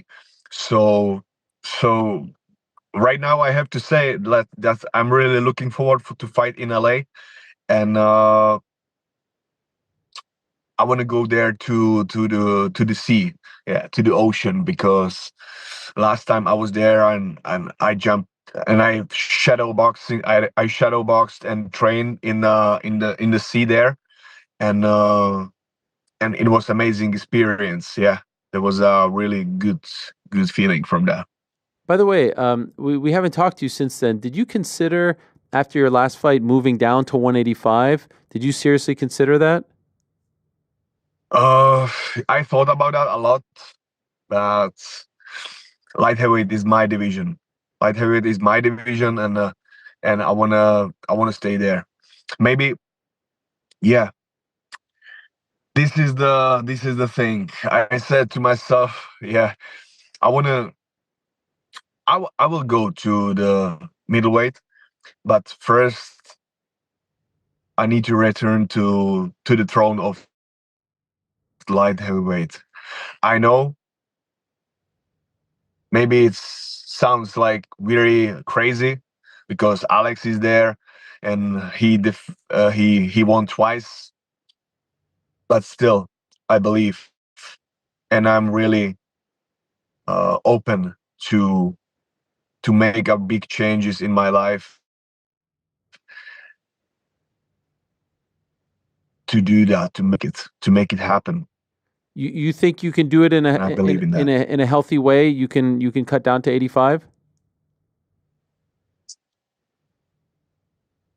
Sure. Yeah, for me it's no problem to do that. Okay. But like I said, I feel strong. I feel like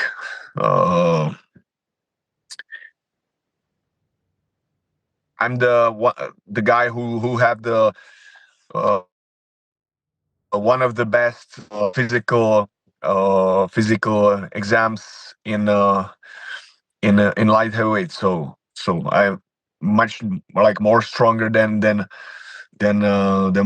most guys in light heavyweight and all these things. So I'm ready for that. You were just spending some time recently. I think you were at the PI in Mexico, right? If so, Yeah. what brought you there? Why did you go to that one and maybe not the Vegas one? Yeah, I went there because high altitude, and I wanted to do that because man, I'm doing in my school in my university. I'm doing the part of the final exams. There is a study. There is a one study what I need to do, and one of that study is the efficient how efficient is the high altitude training in the professional preparation of MMA fighters. So Wow. that's my laboratory, and I wanted to do that. I wanted to train there in these high altitudes to know how it is, and it was amazing, really. Wow. So you're in university right now? Yes, still last year, man, right now, and I really wanna make it. What's now, What's yeah. the name of the school, if you don't mind me asking? This is the Masaryk University, like the first Czechoslovak president, Tomáš Garrigue Masaryk, and yeah, Masaryk University, sport university, yeah. So if you're a student and like you're just in class and you're sitting next to Jiri Prochazka? Yeah, just every Friday I have school. Yeah, so this Friday, yeah, we have last day of this last day of the school of this year, but yeah, Wow. every Friday. And when do you hope to graduate? When is it in the spring, in May? Yeah, in the spring, yeah. Okay. Yeah, something like that. Yeah. Amazing. And when you were in Mexico, did you go to some lucha libre, the Mexican wrestling? And yes, we were there once, and it was really my first time. The lucha libre, like WWE. Yeah. Yeah. It's fun, right? Yeah, it's really fun, and these guys are really amazing artists and athletes. So I was really surprised by their performances. Did you see Alex Pereira when you were there? Yes, I saw you. We met there when I arrived to the Mexico, like in 2 days there. 2 days, yeah, we met there. What was that like for you? Yeah.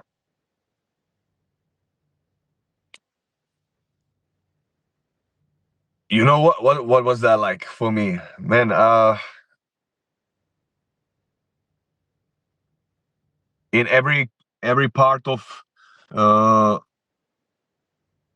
my training, I was ready for everything, like for sparring, for everything. But he had his own trainings, and I was there for my trainings. So we just met.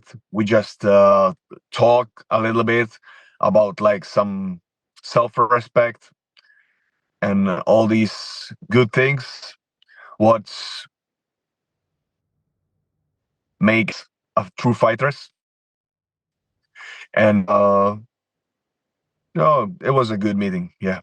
I saw that you did an interview with media from Czech Republic, and you said that you were interested in sparring him, but you were unsure if you'd be able to hold back if you sparred him. Is that accurate? Is that an accurate translation?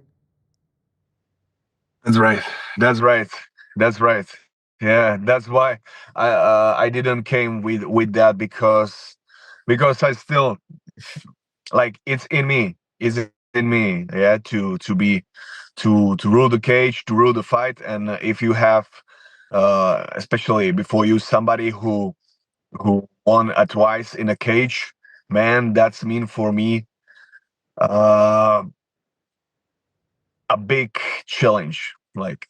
Yeah, I bet. Did you see, by the way, the video of Jamal going up to him at the PI and wanting to fight? Yeah, I saw some things, and what to say.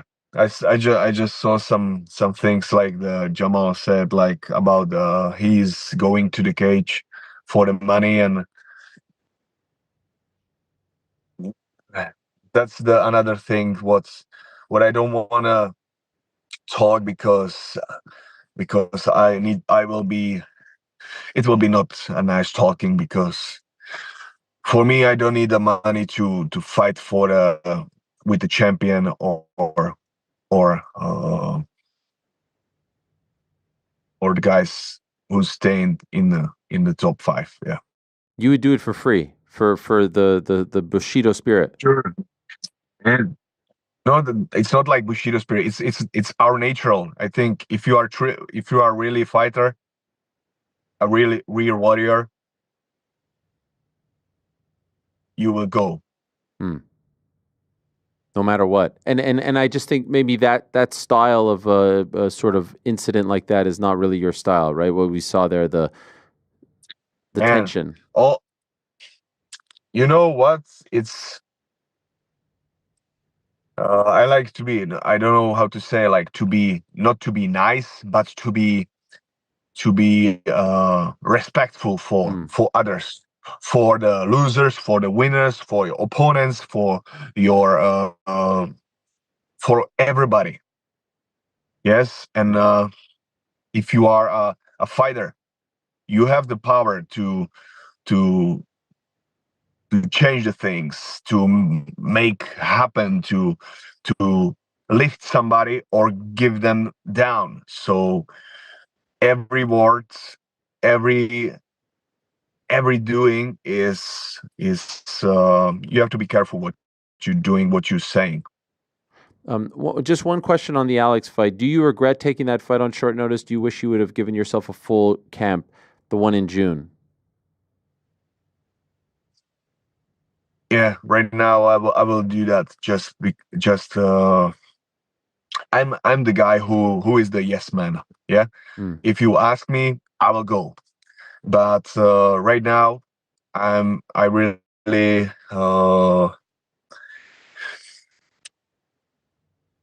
understand the things of the life, that everything have right timing, and for me right now is this: to be a professional, to have good preparation, good targets, everything settled, and let's go for that.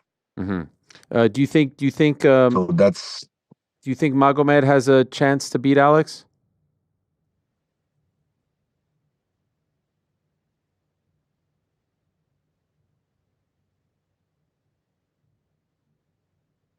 I think no. Especially if he will fight in like he said, he will fight just in stand up. Sorry, no. If Alex will be in his shape like what he showed in the last fights, 100% no. But everything is showing that to Ankalaev, that he's winning his fights right now, but he's not showing the performance, but still he's winning. So we will see. Like every time I'm saying, let the better win. But right now, how I see that, no, there is a bigger chances of the Alex for me. Okay. And just a couple other things I wanted to ask you about. I know you were in Japan recently, and did you recently get awarded a new belt in Kyokushin? Yeah. Tomorrow I'm going to I'm going to my sensei here in Czech Republic, and he just the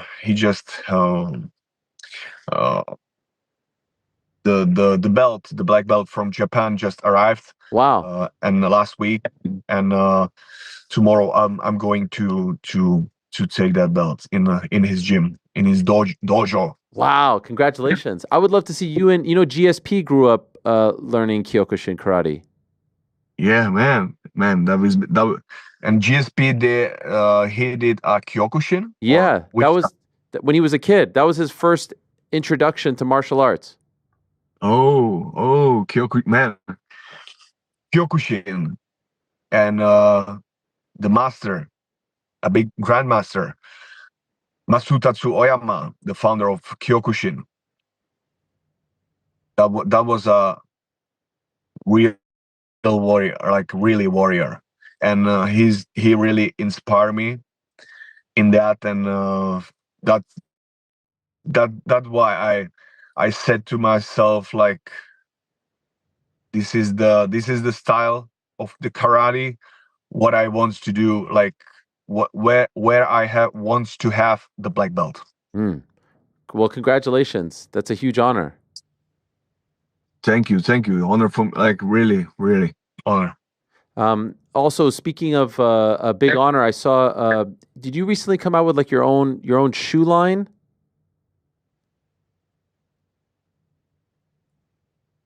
My own what? Your own shoe. Oh, shoes. Yes. Yeah, these shoes.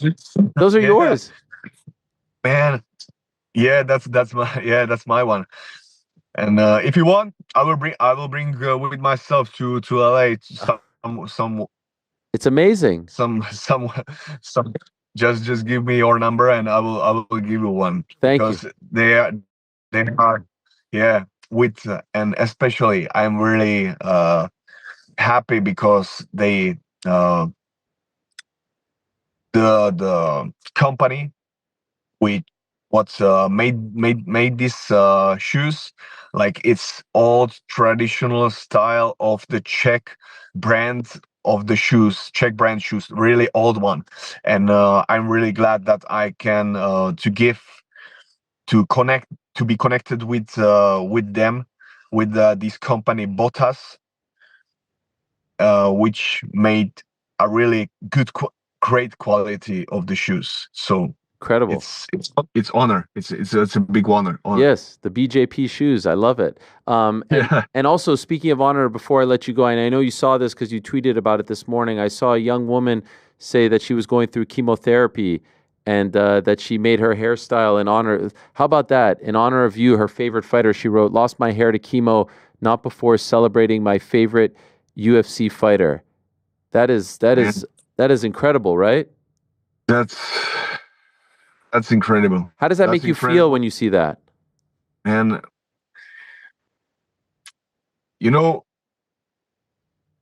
like what I wrote on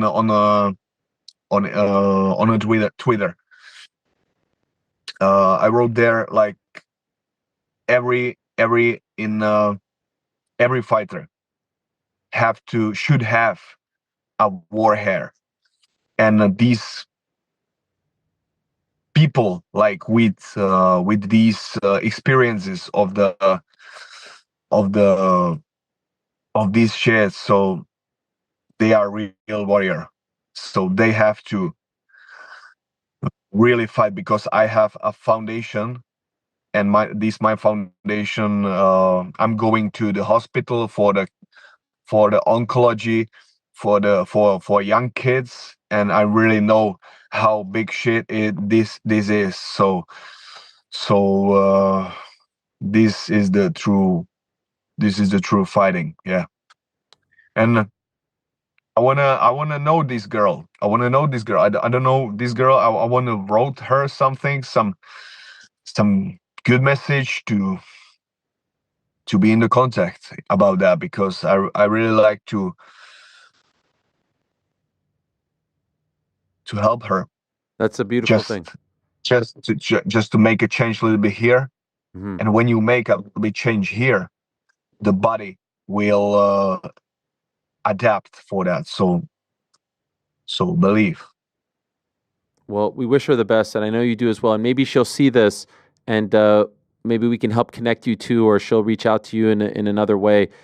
Because I saw that, and I can't imagine how that makes you feel for someone to want to honor you in a dark moment for themselves, and maybe use your spirit and what you represent to uplift themselves is maybe the greatest honor that a fan can give someone like yourself, I would imagine. So, yeah, it's honor, really, really honor. Jiri, thank you so much. I really appreciate you doing this. Looking forward to your return in a little less than a month. If you celebrate, happy holidays, happy New Year to you and your family, and looking forward to the big fight next month in Los Angeles. That's right. Thank you to be here, and let's get it. 18 January. Let's go for the victory. Can't wait. Thank you, Jiri. All the best to you. You're the man. Thank you. You too. My man, Jiri Prochazka, what a guy. How do you not root for him? Representing, in my opinion, the best of this sport. I always feel so much better about my life and humanity, and about the warrior spirit and just human beings in general after speaking to Jiri. And that's the truth. He's really a special human being. And that young woman, I think she posted that on, was that Reddit? That was Reddit.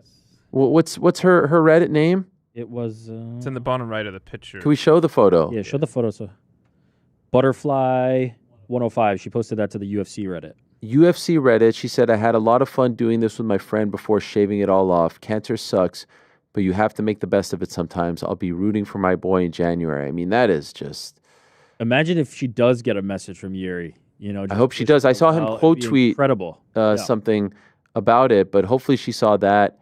And I wish her the best. If anyone knows who she is or what her Twitter or Instagram is, I'd be more than happy to send it straight to Jiri, because I'm sure he gets a ton of messages.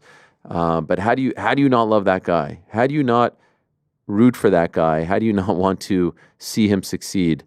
And a tough year for him, no doubt. But I'd like to think it ended obviously with the June 29th fight, but this is a big opportunity for him to get back on track in a very high profile fight.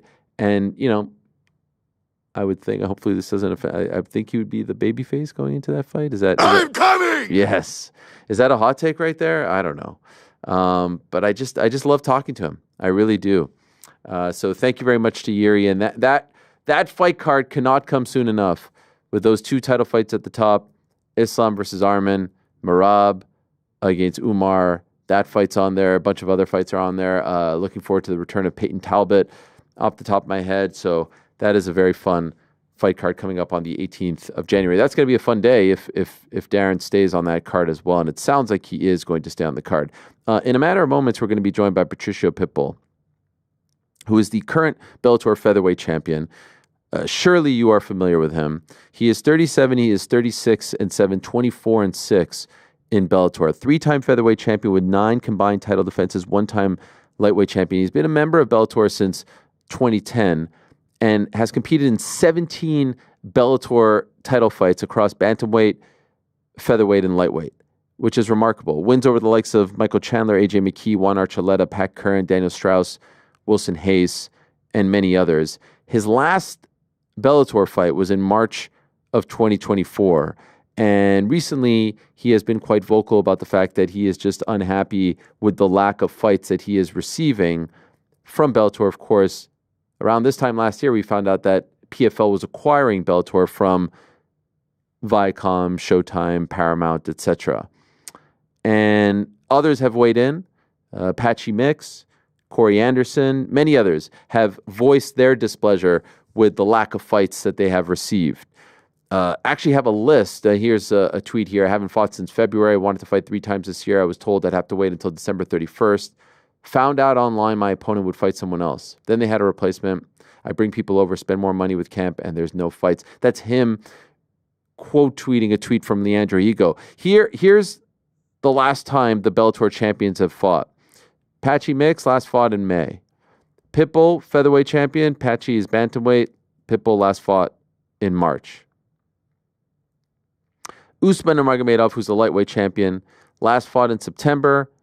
He had a fight booked for May, withdrew, and then, of course, is coming back in January to fight Paul Hughes on January 25th. Welterweight champ Ramzan Kuramagomedov last fought in June. Johnny Eblen fought twice in Riyadh, the February fight, and then, of course, the October fight. Corey Anderson, light heavyweight champ, last fought in March. Ryan Bader last fought in February. Cyborg just fought in October. And then Liz Carmouche fought 3 times in 2024. She's their flyweight champion. And she was part of the the PFL season. She crossed over from Bellator. The most recent Bellator event was in September, Champion Series 5, September 14th. Didn't feature any Bellator champions. You'll recall there was, the big to-do over the fact that there will be at least 2 title fights on the Bellator cards. And as of right now, they've had to cancel the last 3, I believe it is. Chicago, Paris, and Japan were all canceled. And like I said, a lot of these guys recently, a lot of these big names have been saying that they're unhappy. So there is a card coming up on January 25th that is sort of, I suppose, a Bellator card, but it does feature Paul Hughes, who's signed to PFL, fighting against Usman Nurmagomedov. I think we're getting Corey Anderson versus Vadim Nemkov at heavyweight, but now I'm seeing something that fight might be off. It's being billed as like Dubai Champion Series. There's no real Bellator branding on there, so it's a little bit confusing. And this was the fear. I think when PFL acquired Bellator, we there were some of us that said, all right, you'll get some fun cross-promotional matchups. But this is the fear when one promotion takes over the other. More often than not, one of the promotions being acquired, usually it's the one that is actually being acquired, fizzles out. We've seen this time and again. We saw it with Strikeforce. We saw it with WEC eventually. And those had, the WEC is probably the best example. It was able to live concurrently. It had its own TV deal with Versus. They featured the bantamweights and the featherweights, which the UFC didn't. They also had lightweight and welterweight and 205 middleweight as well. Those ended up getting fizzled out. But it had its own style and vibe. That was the best example of how one ownership can sort of, run 2 separate promotions at the same time with 2 separate TV partners. And I think that's what the PFL was going for here when they acquired Bellator, but it obviously hasn't worked. And for various reasons, they've had issues with the last 3 shows, and then they've had these public tweets, which isn't good for business. Like I said, I reached out to Don Davis, asked for his take on it, and I read his statement, which was basically we're going to have big fights and more fights than ever in 2025. So I wanted to have Patricio Pitbull on the program to talk about this all, and he is in Natal, Brazil, and kind enough to join us right now. So let us go to him and speak about some of these frustrations. He's being joined by his manager, Mateus, as well. Thank you so much, guys. I appreciate it. Thank you, Patricio. Thank you for coming on. Obrigado. Thank you, my friend. That's a pleasure to me.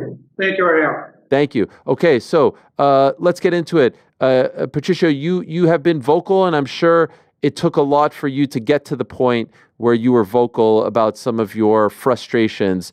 Can you tell us what ultimately led to you to go public with you being unhappy with the current state of Bellator? What kind of led to you to say, all right, I need to go public with this, enough is enough? Eu acho que tudo culminou quando eles me pediram para esperar minha luta até dia 31 de dezembro, e acabou que essa luta não aconteceu. E todas as informações que eu recebi eram através da mídia. Eu achei uma falta de respeito e inúmeras outras coisas que acredito que mais para frente nessa conversa a gente vai chegar a elas.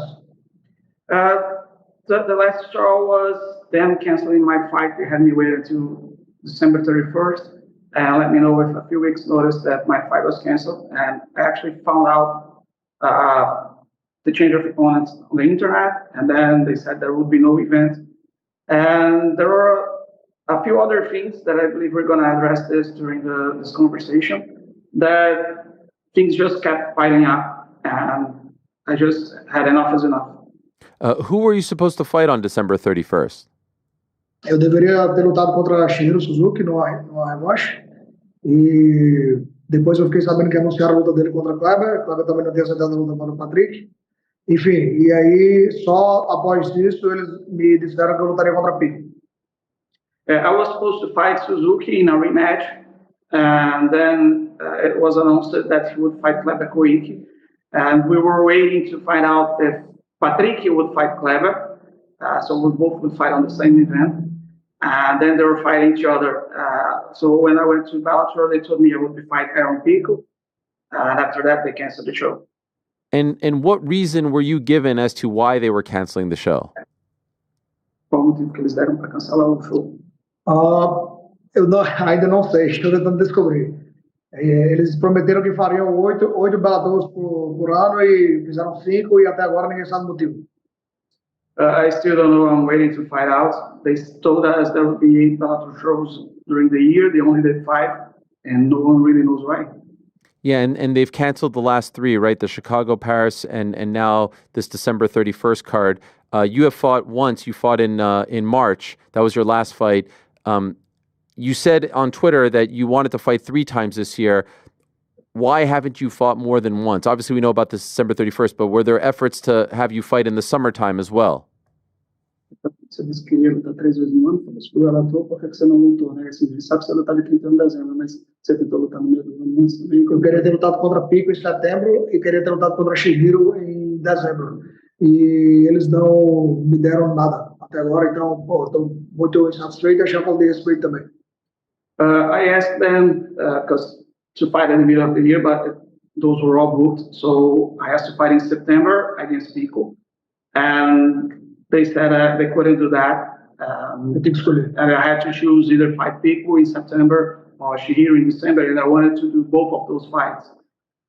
So as I have a history of Shigeru, I chose to fight him first. But if it was up to me, I would have done those 2 fights this year.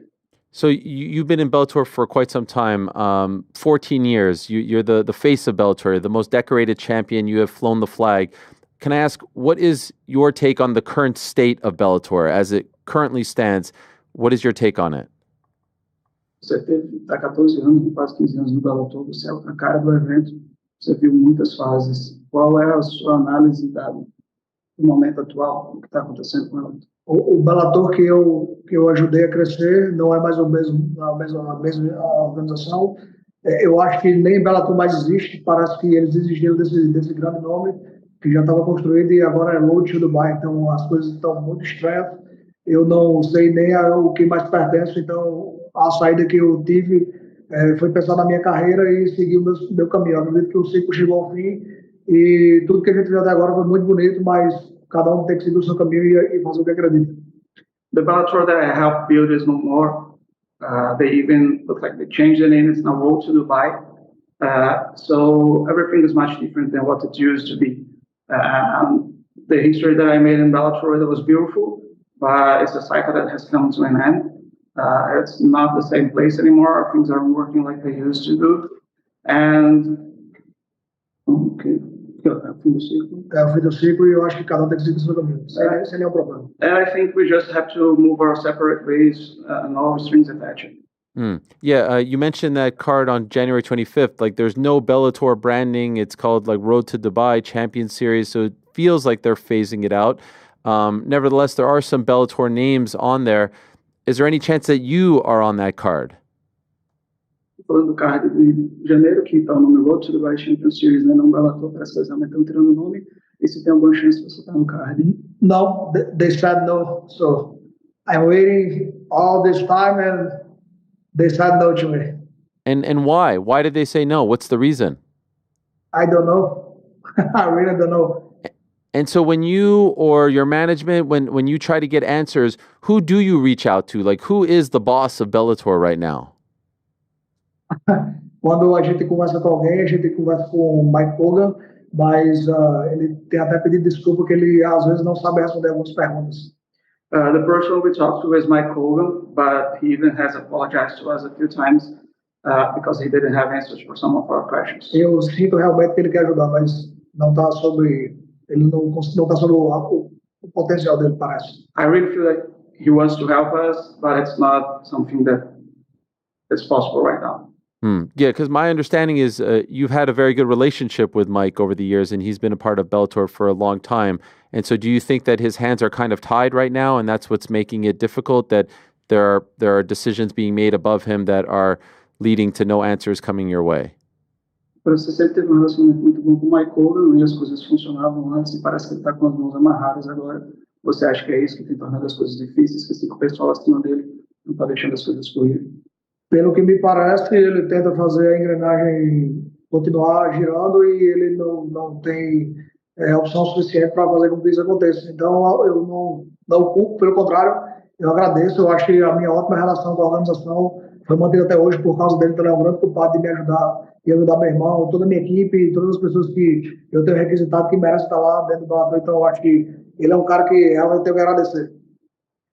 From the looks of it, it seems like he's trying to keep the gear working, but they're just not giving him enough tools.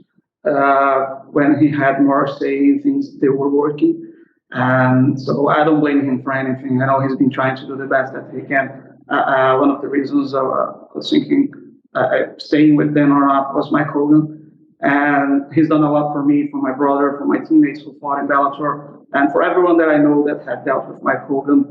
He was always a great guy. So I wish that the higher-ups would let him do his work because he's very good at what he does. Can I ask, how many fights do you have left on your Bellator contract?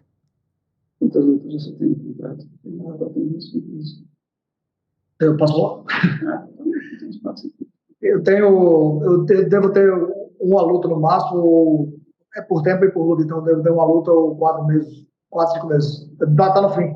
Eu não tenho mais intenção de lutar, eu não tenho mais vontade de lutar, então eu acho que o melhor caminho agora é amigavelmente a gente dar tchau, apertar as mãos e saber que o trabalho até aqui foi bem feito. I have one more fight and 4 to 5 months, whatever comes first. So I just wish we could get this done already. I don't have any intention to fight for them anymore. The work that I could do at Bellator has been done. Everything that I could do for this promotion was already made. And I guess it's time to move on. So you have publicly asked to be released. Have they responded, maybe privately? Have they said that they are willing to let you go now? Eles responderam alguma coisa do seu pedido, né, privadamente, se iriam deixar você sair, não? Não, eles não respondem absolutamente nada. Isso me frustra. No, they haven't said absolutely anything, and this frustrates me. Like, are you? Maybe this is a question for you as well, Mateus. Like, are you asking them? Will you? And they're just giving you no answer, or they say we're going to think about it, because it's you are 37, so time isn't infinite. We're wasting time here, no? Yeah. So far, all we have is we'll get back to you on that. Okay. Nothing detailed, and they said they're working on a few things and they'll get back to us. We still don't have anything concrete from them. Okay. If they come to you, Patricio, and say, okay, we found something for you in February, are you open to fighting one last time, or do you just want to be gone at this point? Meu desejo é cair fora. Eu quero enfrentar caras como Max Holloway, o próprio Topuria, David Lopes. Eu acho que chegou a hora de ir para uma nova plataforma e tentar lutar contra todos esses caras. Eu me sinto bem, eu não me sinto velho, I feel fresh, so I'm good. My desire is just to walk away. I want to fight different guys. I want to fight Max Holloway, Topuria, Diego Lopes, Volkanovski, all those guys that people said they wanted to see me fight against. What I had to do in Bellator already did, so I just want to move on. So you said that there's one fight left on your deal, or maybe like 4 or 5 months. And sometimes with these contracts, there's like a negotiation period and you can't talk. Like, how realistic, or how soon, I should say, could you actually explore other options? And I know that I'm kind of putting you guys on the spot here. So, obviously tell me what you're comfortable with, but just curious, because I think a lot of fans feel the same way. We've seen you fight the same guys for a long time, and those are fresh, fun matchups that would be very interesting. And see, contrato quando acaba, né? Tem um período de negociação, tem match rights, aquela coisa toda. Como rápido você acha que estaria realmente possível sair no mercado? Essa é a próxima questão de Vamos apertar as mãos e dar adeus. Eu não tenho mais nenhum interesse financeiro e nenhum interesse emocional. Se eles me derem parte da organização para eu ser dono, eu também não quero. Eu realmente não estou interessado. Eu quero só dar tchau e fazer com que as coisas andem o mais rápido possível. A gente sabe que um campeão parado, ele perde ritmo, e isso é muito interessante. Então eu preciso lutar e eu quero enfrentar novos caras. I wish we would just shake hands and go our separate ways. I'm not waiting for anything legal. Just go there, talk, and are free to go. Eu já adiantei para eles que essa negociação não vai existir nesse período de exclusividade. Eu não quero. Even if they give me a part of the promotion or whatever money they throw at me, I'm not interested. I just want to move on and fight these other guys. And I already told them that even if they let my contract be up and they come up with much more money, whatever, I'm not interested, so I'm not signing it. And I'm not very young anymore, so time is of the essence. The longer I stay without a fight, I'm losing rhythm, and it's important for me right now to be active. So I just wish we could peacefully just shake hands and go our separate ways. Now, for me, it's about legacy. You know, I want to fight in the UFC. Okay. That's all. Are you aware, is there interest from the UFC? Do you think that the UFC would want to sign you? I think so, yes. Dana White, quando ele não quer ninguém, ele só diz não e pronto. Ele ficou em cima do muro.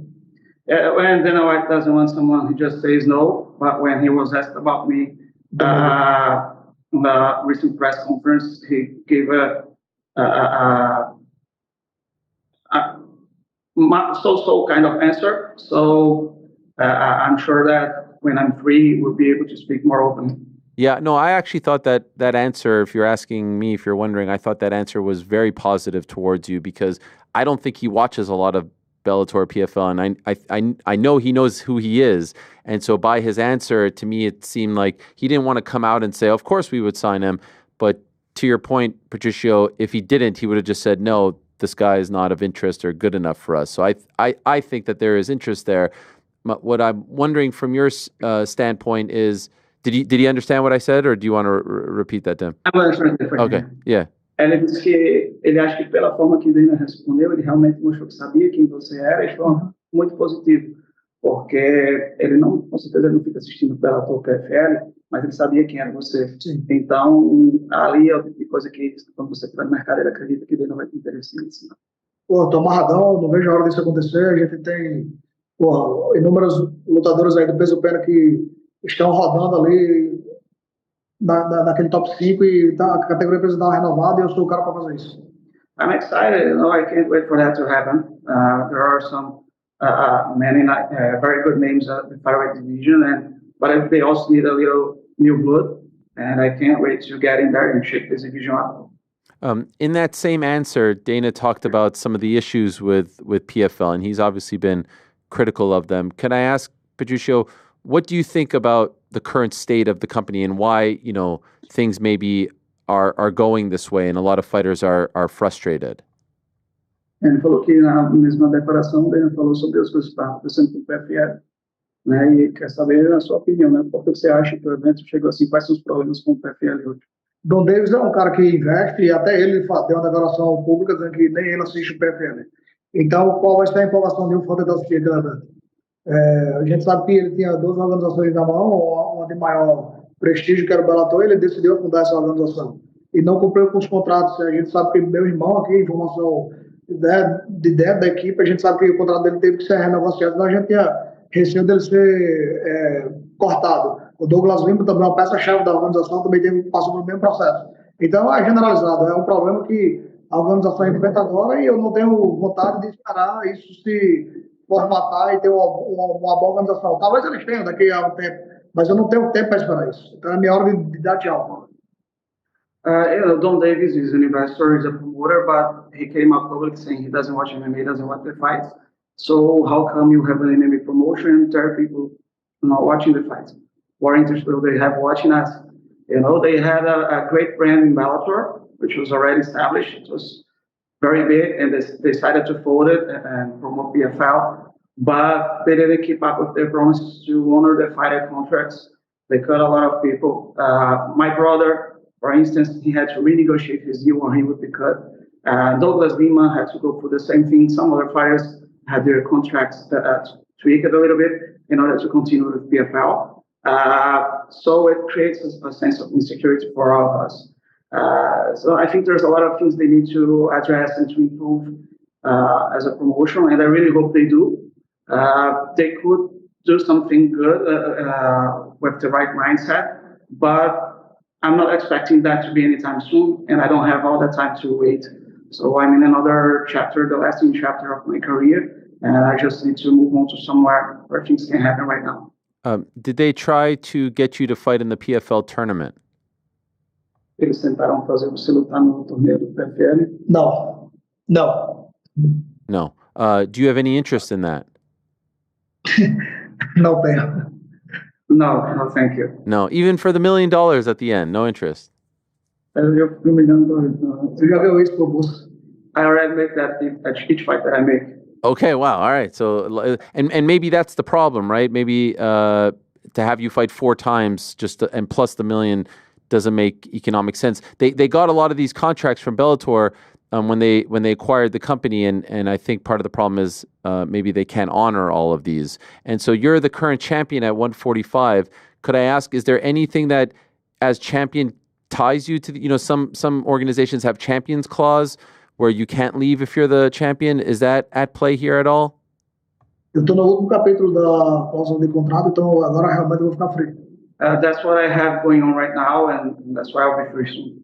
Okay, all right. And you can't just relinquish the belt. It doesn't work like that. Aí você não pode simplesmente abrir mão do cinturão, né? Não funciona assim. Eu tenho que ir até o final. Eu acho que até maio ou junho, alguma coisa assim. Eu não tenho que conferir, mas eu não passo dessa data. E, pô, eu tô muito empolgado para lutar contra esses caras do UFC e mostrar a todos o meu potencial. Yeah, it's not my decision, so if it's up to me, I have to wait until the end, May, June. I don't know exactly which date it is. But I'm excited to move on. I want to fight the guys in the UFC and see what's there for me. Okay. Please don't, Davis. Release me. There it is. And what about your brother? How many fights does he have left? Does he want to leave as well? Is he frustrated too? Seu irmão, ele quer sair também? Quando o contrato dele acaba, tá frustrado? Tá frustrado, a organização não fala quando é que vai ser a próxima luta, o contrato tá perto de acabar. A gente sabe que o Patrick vem de algumas lutas que o resultado não foi positivo, mas sempre ele tá dando show e eu acho que é a luta mais empolgante que a gente espera ver. Ele também não é um cara novo, mas sempre tem deixado o máximo lá dentro do ringue. E, pô, é igual os irmãos Dias, a gente sabe que quando coloca, tem um pouco de atenção. Então a gente não tá tendo o tratamento merecido. He's frustrated. He would like to fight more. He's open to if they offer him. Unfortunately, he's coming from the losses, but those were all very exciting fights. I know, like the Diaz brothers, we lose or draw, we always deliver, and Patrick especially. He's not so young anymore, but he's still bringing fireworks to all his fights. So if they offer him a fight, he's going to take it. He wants to fight. How many more years do you want to fight for? Quantos anos mais você quer lutar? A gente tem os indicativos, né? Nós registramos nosso treino, indicativo de potência, de resistência, quanto tempo conseguimos manter na zona de luta dentro da academia, e a gente ainda consegue bater alguns recordes, mesmo sendo pouco, mas ainda continuo superando os meus limites. Então, quando a gente vê que isso começar a baixar mais, eu não vou brigar mais por título e esperar só fazer super lutas. Se for alguém da minha idade, com a minha história, a gente luta até 100 anos. Mas, por hora, eu ainda consigo brigar por cinturões e é isso que eu vou fazer. We work with data in our gym and we're already doing tests for resistance, strength, conditioning, and everything regarding performance. And I'm still breaking some of my own records. So right now, I'm still in peak condition. I can still fight for championships. Once that's long past, and I could face someone that's the same age as me, I would go until I'm 100 years. Right now, I'm still at championship level, and that's what I'm going to pursue. After that, we can talk some super fights, some entertaining fights. E tem um recorde que eu ouvi dizer lá na categoria dos mais leves, que até acima de 35 anos ninguém tem pegado esse cinturão, e são coisas que os haters têm me marcado muito, dizendo que não tenho chance de pegar o título porque eu já passei dessa idade. Mas a gente sabe que em outras divisões, alguns caras têm feito isso, E essa vai ser uma marca que eu vou quebrar. Pode anotar o dia de hoje. O Patrício falou o dia de hoje que vai quebrar essa marca e eu vou quebrar.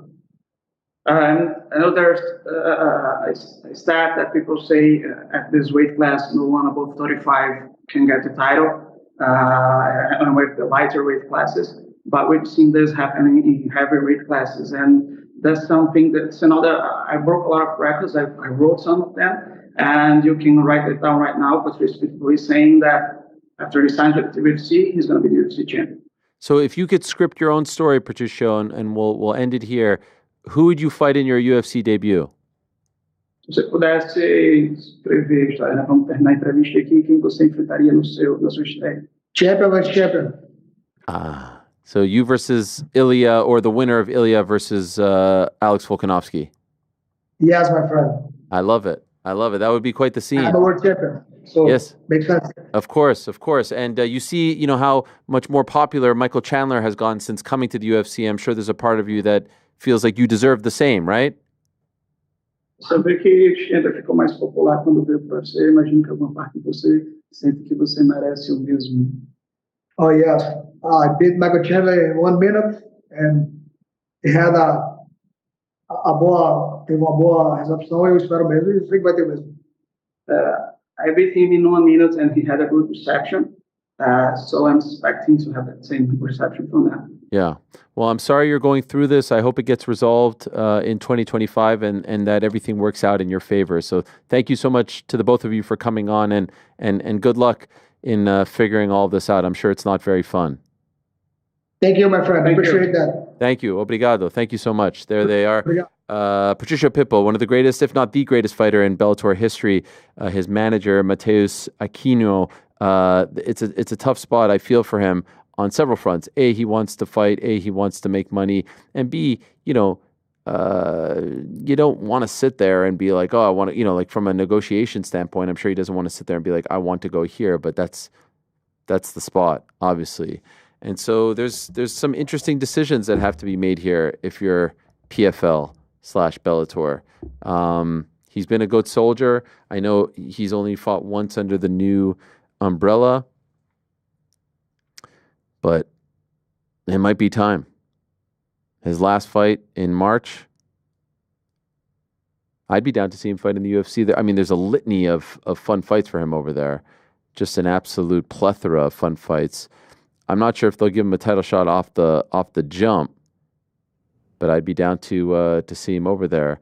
At some point, it feels like we're going to get answers, and maybe it's around that Dubai Champion Series event, which takes place on January 25th.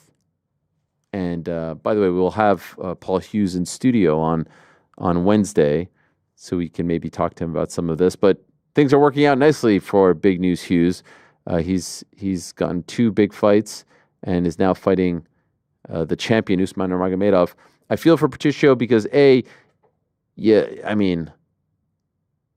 him, you're probably looking at what's happened to Michael Chandler and saying, like, golly, here I am stuck here. And he's not getting any younger. He's 37.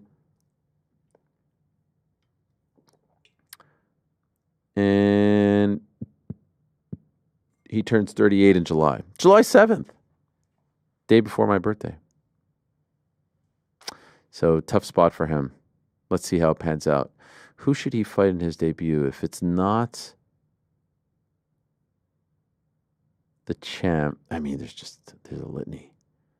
Sign me up for Patricio versus Max Holloway. Sign me up for Patricio versus Brian Ortega, Yair Rodriguez, Arnold Allen, Josh Emmett. Yes, please. All of them, right? Yeah, there's not a bad one amongst those. Hell, I'd see him at 55 too. Dan Ige, Lerone Murphy. Yeah. Bryce. It's just so many guys. Well, you just have to... He has been in Bellator for so long, and he seemed to have some kind of direction as champion. Now it seems like he's directionless, right? They have not given him a mission. They have not given him something to strive for. You're looking around, you're like, who's left to even fight? What is my motivation? UFC has all these new, fresh matchups, and he vowed right there with you that he's going to be the UFC champion. Seems like he's found his motivation again. Feels like we've seen these stories play out when a promotion gets acquired, and then the fighters who are a part of the promotion that got acquired are left frustrated. And he said it right there. He makes a lot of money. And so I get it from an economic standpoint. You know, there was a theory thrown out there, and I don't know one of them said it, where a lot of the Bellator fighters got signed to big deals right before the acquisition. This is what happened to Gegard Mousasi, by the way. He got signed to a new deal right before the acquisition went through. And I don't know if there was any sort of like cheekiness involved in all of that. But PFL then, acquires the company and says like, well, we can't put you in the tournament because you're making so much. It doesn't make any financial sense. And I get that. They're not gonna torpedo their business. We've seen that happen plenty of times. And I understand the fighters saying like, no, my contract says this. Now, I think there are some who said, all right, I'll take the new deal. I'll take the the slash deal. But then there are others like Patricio who probably think, you know what? I've been here long enough. I think there's a home for me in the UFC.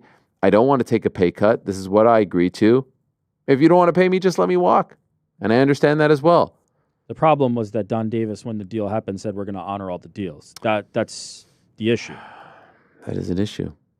Don't even say it. Say, look, we have some decisions to make, and we're at that point now, right? Nobody is under the illusion or guise that like they're going to honor all these deals, but don't start with that. Yeah. Don't come with that as your lead story, because you don't have to. It's a business. You have to figure out what's best for business, and they seem to have now. But we'll see what. There's a lot of questions. I mean, even in the press releases regarding this January 25th card, it never says where it's going to air, unless I'm missing it in the super fine print. But I'm like reading these press releases with a fine tooth comb because I'm like, there's literally only like one Bellator mention, and that's when they write like Usman Nurmagomedov is the Bellator champion. But otherwise, is it just a Dubai fight series now? I don't know what it is, to be honest. Now they had their PFL Europe finale this weekend in France, and I noted this. First of all, you can't watch it in America. If you're wondering how I watch it, friend of the program, they give us a way to watch it. All very above board, but the crowd is on fire. It's jam-packed to the rafters. There is no venue, no city in America that would go to a PFL or Bellator event at this point and show up with that type of excitement and those kinds of numbers. It feels like they should just be a European brand. Like nowhere. I mean, even if they go to Mohegan Sun or they go to, I don't know, some random place, San Diego or Chicago or France, London, Ireland, you do your deals in the Middle East, and that feels to be the only place where there's like real, there's some real juice there. So there's a lot of questions that need to be answered in 2025, in addition to where are these fights going to air. And I think that next year is the final year of their deal with ESPN as well. I think. Definitely the final year. It's all very weird. But point is, just like I was talking about with pro wrestling, it's better for the fighters when there are other options, so they have other places to negotiate with, other outlets, other spots where, hey, if you're not welcome here, you could go here and still make a great living. It's not good for the business. I know fans probably want that, but it's not good for the business if there's just one spot. It's good from a sporting standpoint because you hope that the best fight the best, but strictly looking out for the fighters here, it's better if there's multiple spots because then they can make more money and be able to negotiate and get hopefully as much as possible in this short window that they have. Anyway, someone who knows a thing or two about the business of MMA, he has been around for quite some time, celebrated 20 years as a pro this past summer and had a fantastic win and subsequent moment afterwards in the cage on Saturday in Tampa. The great Cub Swanson joining us right now to talk about everything that transpired this weekend. There he is. Hello, Cub. How are you? I'm doing good. How are you? I'm doing great. By the way, I don't know if you know this, but we have right over here, we still have your guy right here representing in our new studio. Don't forget, we still got him a couple. I appreciate that. Oh, yeah, we're representing. So we haven't left them behind. This is Super Cub, right? Yep, that's the Super Cub. Legend. Can people buy these, by the way? Not right now. They were on sale for a little while, and then what we didn't sell, I actually have in my garage. I have a small quantity left, but yeah, those are. I got 300 made. We sold a decent amount, and that's all that there is. Okay, well, these are collector's items, so thank you very much. Yes. I appreciate it greatly. 2 days later, a lot of emotion, I would imagine. Incredible win, incredible stoppage, and then all the stuff afterwards. How are you feeling about this weekend? I mean, it was an amazing night. Yeah, yesterday I hardly got any sleep. I traveled, and then today it was back to normal. I woke up, and me and my wife got the kids ready for school at 7 and took them to school, and I've just been kind of hanging out, trying to unpack my bags and just kind of unpack everything. Is that a wild thing to go from like you're fighting on ESPN, you get a moment like that, and then it's back to like rushing the kid? I know how chaotic that can be, to like take off the entertainer fighter hat and then just be regular dad on the Monday after. Yeah, it's humbling, but I think that it's necessary. You know, I think as fighters we have to have this like enormous confidence and feel like I can beat anybody. But then I think it's also very important to know that you're just a normal person. You're nothing special. You know, we're just human beings, and so kids are a good marker for that. They keep you humble. I saw a photo that you posted on your Instagram story of your kids reenacting the stoppage. I mean, this is legendary stuff right here. Your thoughts when you see this, your feelings. I mean, it was pretty cute, but at the same time, I feel a little bad. Yeah, because I mean, Billy's such a nice guy. Him and his people were so cool the whole time, and obviously, I was worried about his health, and luckily he was doing all right. So yeah, I wasn't trying to poke fun at him or anything like that, but it was pretty cute to see my kids trying to, you know, they mimic art. Yeah, I would say mimic art. Considering this may have been the last one, did you consider bringing them to the fight? Yeah, I did, but just traveling all the way to Tampa, it put so much more pressure on my wife, because it's like, yeah, I want them there. You do all this hard work, and it just really wasn't. It didn't seem like the fair thing to do. They're still in school, so it just made sense. And I was thinking, we talked about it on the way home. I was like, man, could you imagine if we brought the kids to this one? It would have been a lot more difficult. Yeah. So I'm happy with the move. They got to come to a couple fights, so I think we made the right call. So heading into the fight week, even before heading out to Florida, what were you saying? Like sometimes we've heard from fighters say, you know, if I would have lost this one, I would have been done. I would have taken off the gloves. Did you make any sort of definitive choice, or were you just saying that you were going to leave it up to how you were feeling afterwards? No, I've been feeling like it's close, and I didn't want to put like a stamp on it. One thing I did want to do is get my 30th win, and I woke up on my last fight with the Feely fight. I woke up that morning, I was like, man, this is International Fight Week. I'm on the main card. It's going to be huge. What a night! If I go out there and put on a show, then maybe I'll call it. And if I get beat up, then I probably shouldn't be fighting. And so I go out there, I have a great fight, and then everybody's like, man, I thought you won. You looked great. And so it left me kind of empty. Like I didn't get an answer. And so I wanted to get right back in there and do it again. And I got this opportunity, and you know, everything happened like I wanted to the fight before. So you know, I'm very confident right now. I'm very content on where I stand right now. You know, we'll see if I get excited about something, but for the most part, the way I'm feeling right now, I'm pretty happy, and I think I can be done right now. Okay, so you kind of stopped short of being definitive on Saturday. Are you saying definitively now that you think that was the last one? No, because I see everyone wants me just to say what it is, and that's just not it. I really need to think about it, because I don't want to be a guy that's coming, unretiring, retiring. It's just not fair to all the people around me. It's not fair to anybody. So I want to make sure I take the time and make the right decisions. I still need to get, my hand looked at. I need to get my eyes looked at a little bit. So yeah, there's things I just got to do. And like I said, if there's a fight that really excites me, maybe that'll motivate me. But as of right now, if you're asking me right now, I just don't see myself fighting again. Sure. And I guess what you were saying prior is, if in fact that was, you're at peace, you're content, there's no itch that needs to be scratched or anything like that. At this moment, no. Yeah. Okay. I felt like that was a great win. I fought the way I wanted to fight.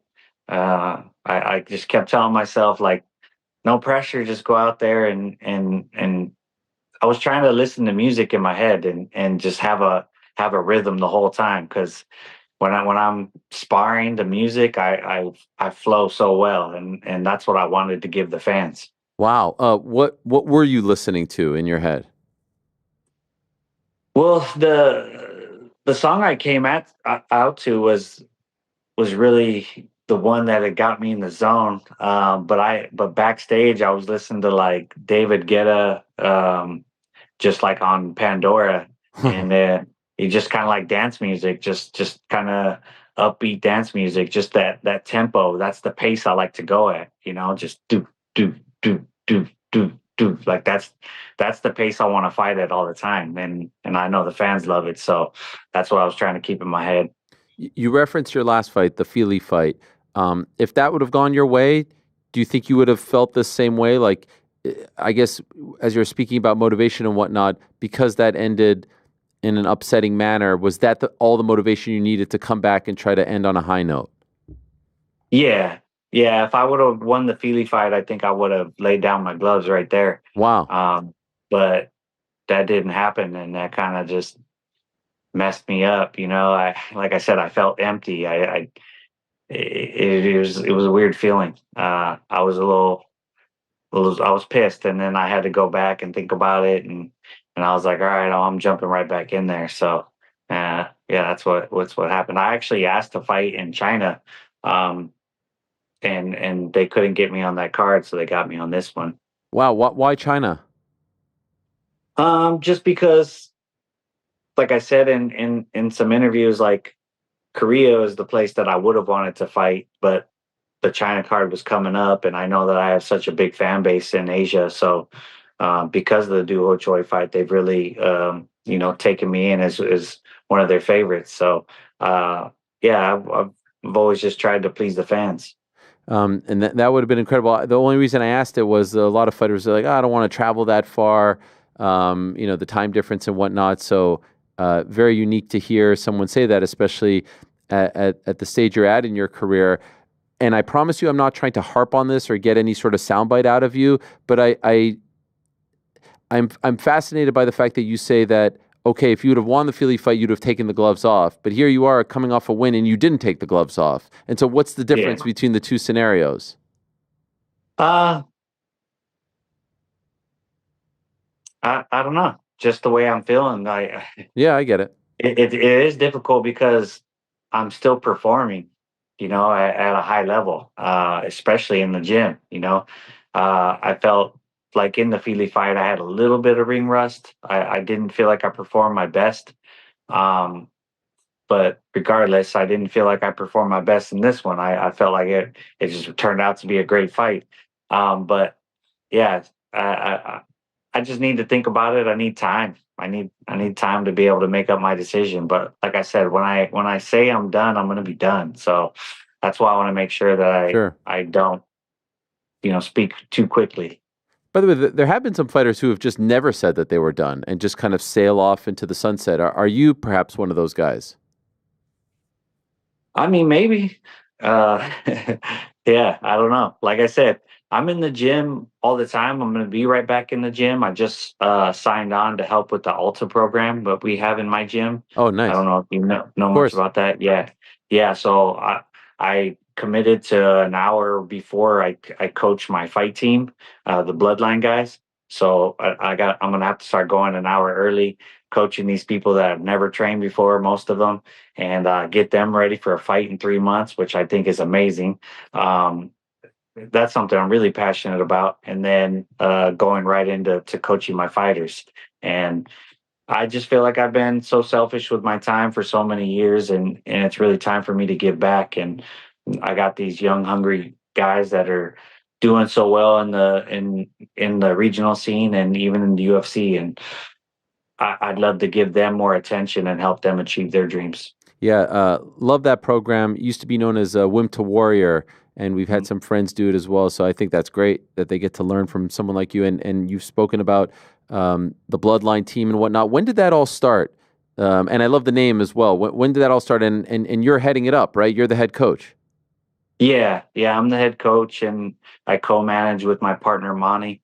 And so that came about because during COVID, my manager passed away, and it was me and a couple other fighters, Rafa Garcia and Dan Argueta and Danny Silva. We were helping out, and when Kami passed away, he I was going to kind of make sure the guys got a new manager that I trusted. And then right away, they were giving managers like poaching them, and I was getting pretty angry.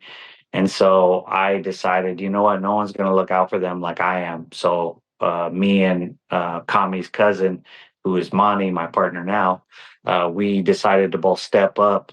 And he's a corporate attorney.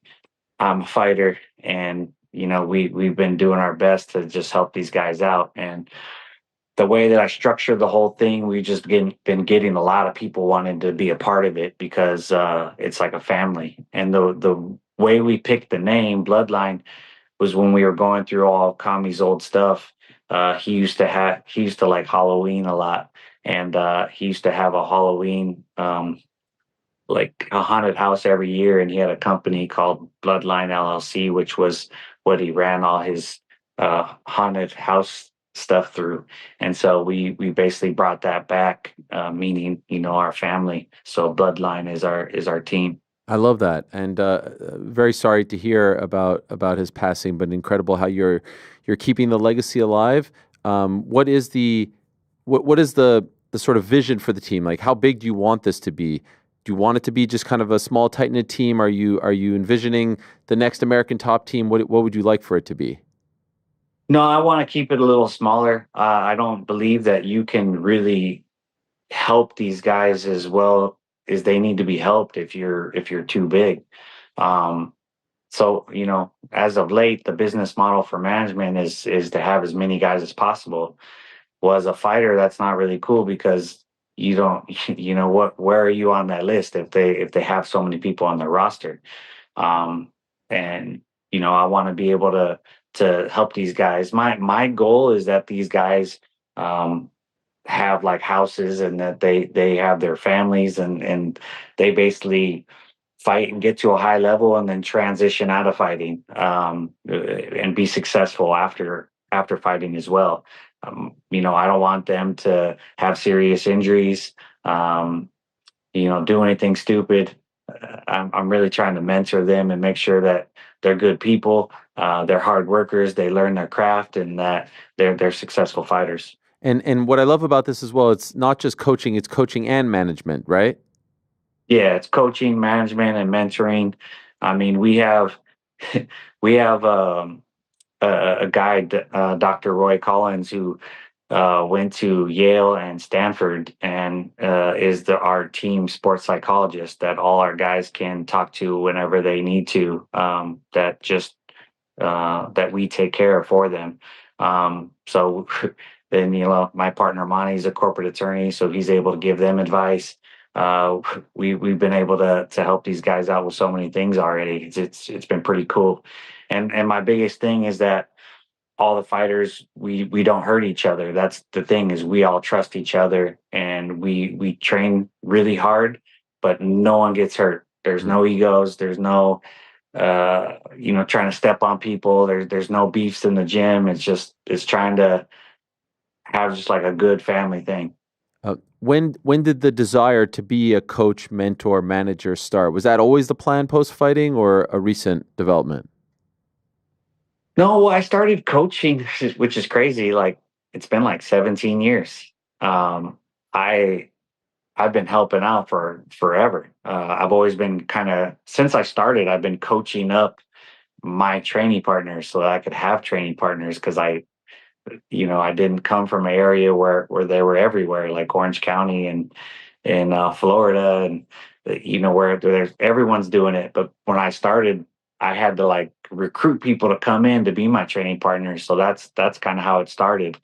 And just more, like I said, when my manager passed away, I really had to think about what I was going to do after fighting and, what comes next. And that was a big moment in my life. And when I really thought about it, everything that I've gone through in my career, like if I really think about it, all the ups and downs and the hardships that I've had, what does it make me? It makes me the most resilient and like fighter coach that these guys could ask for. I've been there, done that. And anything that comes their way that they freak out about, I'm like, well, that's happened to me. Yeah. I can relate, and I can like talk them through it. So that's what I do a lot of. I have to just talk them off of a ledge a lot of times. Say, hey, it's normal. It's okay to talk about your fears and your doubts, and we'll work through them and we'll come out the other side stronger. Speaking of which, you mentioned in the post-fight press conference that I think after you fractured your face in 2011, both your mom and stepmom wanted you to retire. Was that the Ricardo Lamas fight, by the way?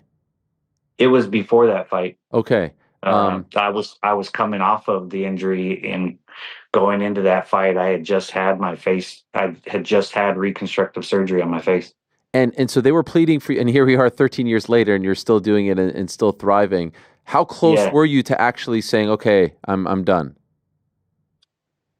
I mean, I gave it thought because, people have to understand, like, this wasn't like very popular, it was gaining popularity. It was like, I'm started doing this fighting thing and I'm like, don't worry, it's not a big deal. And then I had this like really bad injury that, I could have lost my eye. I could have been disfigured.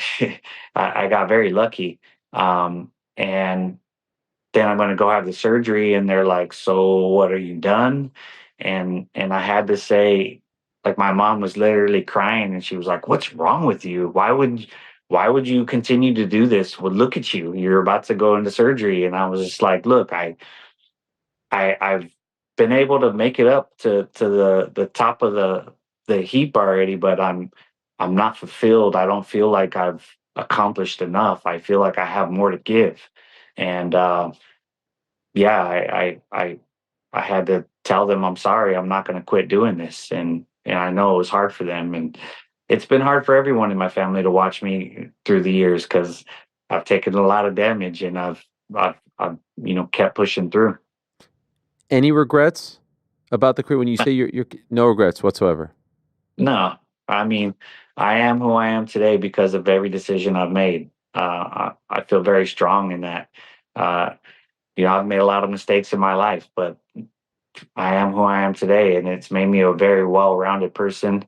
I feel like I have a good perspective, and like I said, now as me being a coach and a father, in those two things, I have so much knowledge to give them, and I'm still learning.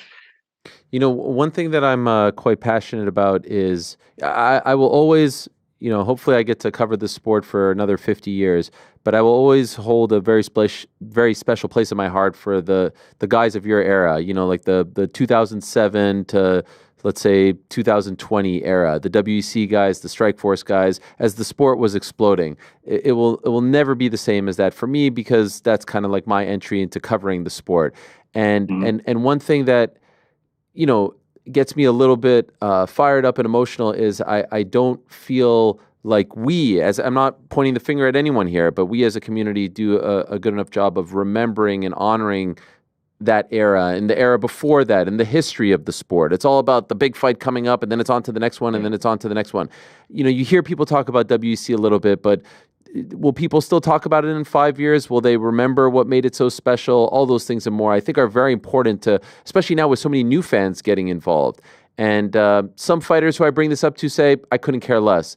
And then I know there are some fighters who would like, you know, that type of respect and to be honored in a certain way. How do you feel about that as someone who is now in that sort of mentor spot, and you probably see some new kids come through the gym who maybe don't remember, you know, Faber and Pulver and all those guys back in the day in the blue canvas era. Does it bother you? Does it make you feel some sort of way? Or is this just me getting into my feelings and all that? No, it definitely does. Because when I got into the sport, I was upset at myself for never knowing it was there. And I got into it in 2003 going like, how have I never heard of this before? And so I started going back and looking at the first UFCs and looking at the history of jiu-jitsu, how it started, and just martial arts in general. And I got to learn all the old stuff. So I knew about all these things. Like the history of MMA, I feel like I know a decent amount about. And then I've lived through a good chunk of it now. And so when people are like, oh, who's that guy? I'm like, you don't know who that is? Like, what are you doing? Like, it does irritate me because I feel like it's important to know the history and understand where it came from and just see the evolution of the sport. It's been wild to be a part of. It's been wild to watch. And, you know, I encourage people to kind of go back and learn. And, you know, some of my students will send each other videos of really old boxers or MMA fighters and pick apart things they did. And I love that. I think that everybody should do that. I think, you know, Eric Paulson's another guy that I mentored under, and someone's like, look at this new jiu-jitsu move. And then I'm like, well, look, he did it in 1998. It's not new. Yeah. 100%. That is a good point, especially about Eric. I just got to go to I think it's called the Virgin now, Virgin Hotel, but it used to be the Hard Rock for the MMA awards, and I hadn't been there in years, and like I felt like I was walking into a time warp to those WEC early UFC days. And it was just very special. I'm not trying to be the old guy who's like reminiscing about the old days, but it was just kind of a special fraternity / community, and to see where it's come is great. But there's a part of me that kind of misses those days as well. It was different on verses and all that. If you were to tell someone, like if someone were to ask you, like, okay, what is quintessential Cub Swanson? Maybe this is a stupid question because one of your fights is in the Hall of Fame. What would be the first fight that you would want to show people? Would it be the Doo Ho Choi fight, or is it a different fight? Yeah, it depends for what reason. If they just only were going to watch one fight, I'd say that's a great one. You know, I really liked the finish I had with Elkins because I was playing with some stuff on that one about standing square and switching stances. Yeah, I really pull from my own fights when I'm doing like seminars or coaching guys, because I always say if you can do it during the fight on the biggest stage, like then it's a real move. You gotta practice it, you know, in the gym, and then you gotta practice it in sparring. And if you can pull it off in a fight, then it's a legit move. So I always like to pull from my fights and say, look what I did here. This is what I was thinking. This is what I was trying to do. And you know, I'm a lot more technical than people think, and my brain is constantly going when I'm in there. You said you got into it in 2003. That young kid, if someone would have told him, you know, 20 years in the game, the highest of highs in the sport, all that stuff, fighting on ESPN, fighting on Fox, would you have believed? Obviously, the intricate details you can never really know, but would you have believed you'd be in it for this long and made it to the top of the sport? No. I knew that the sport was going to be big, and when I had heard that the Ultimate Fighter 1 was going to happen and be on TV, I was like, this is it. This is what's going to change the trajectory of the sport, because this is the coolest, realest sport there is, and people just need to give it a chance. And you know, but I couldn't have imagined that it'd be here today. But one thing I'll say that kind of trips me out when I go back thinking about it is I was like living in the ghetto in a small place with me and my brothers and another roommate. And one night when I first got into it and deciding I wanted to try MMA, I was doing all this research and it was dial up internet. And I was sitting there for hours because the internet was so slow. And I had went on King of the Cage website and I was looking at all the champions and I was trying to see what they did because I had like I just was at a jiu-jitsu school and I had no reference of how to make it. And I found Joe Stevenson and he had an email address attached to his like profile on King of the Cage website somehow. And I was like, hey, my name's Cub Swanson and I do jiu-jitsu. Can I come train with you? And then like a month later, he just called me and he was like, who are you? And I was like, oh, I'm Cub. I don't think I live that far from you. Can I come train with you? And he was like, okay.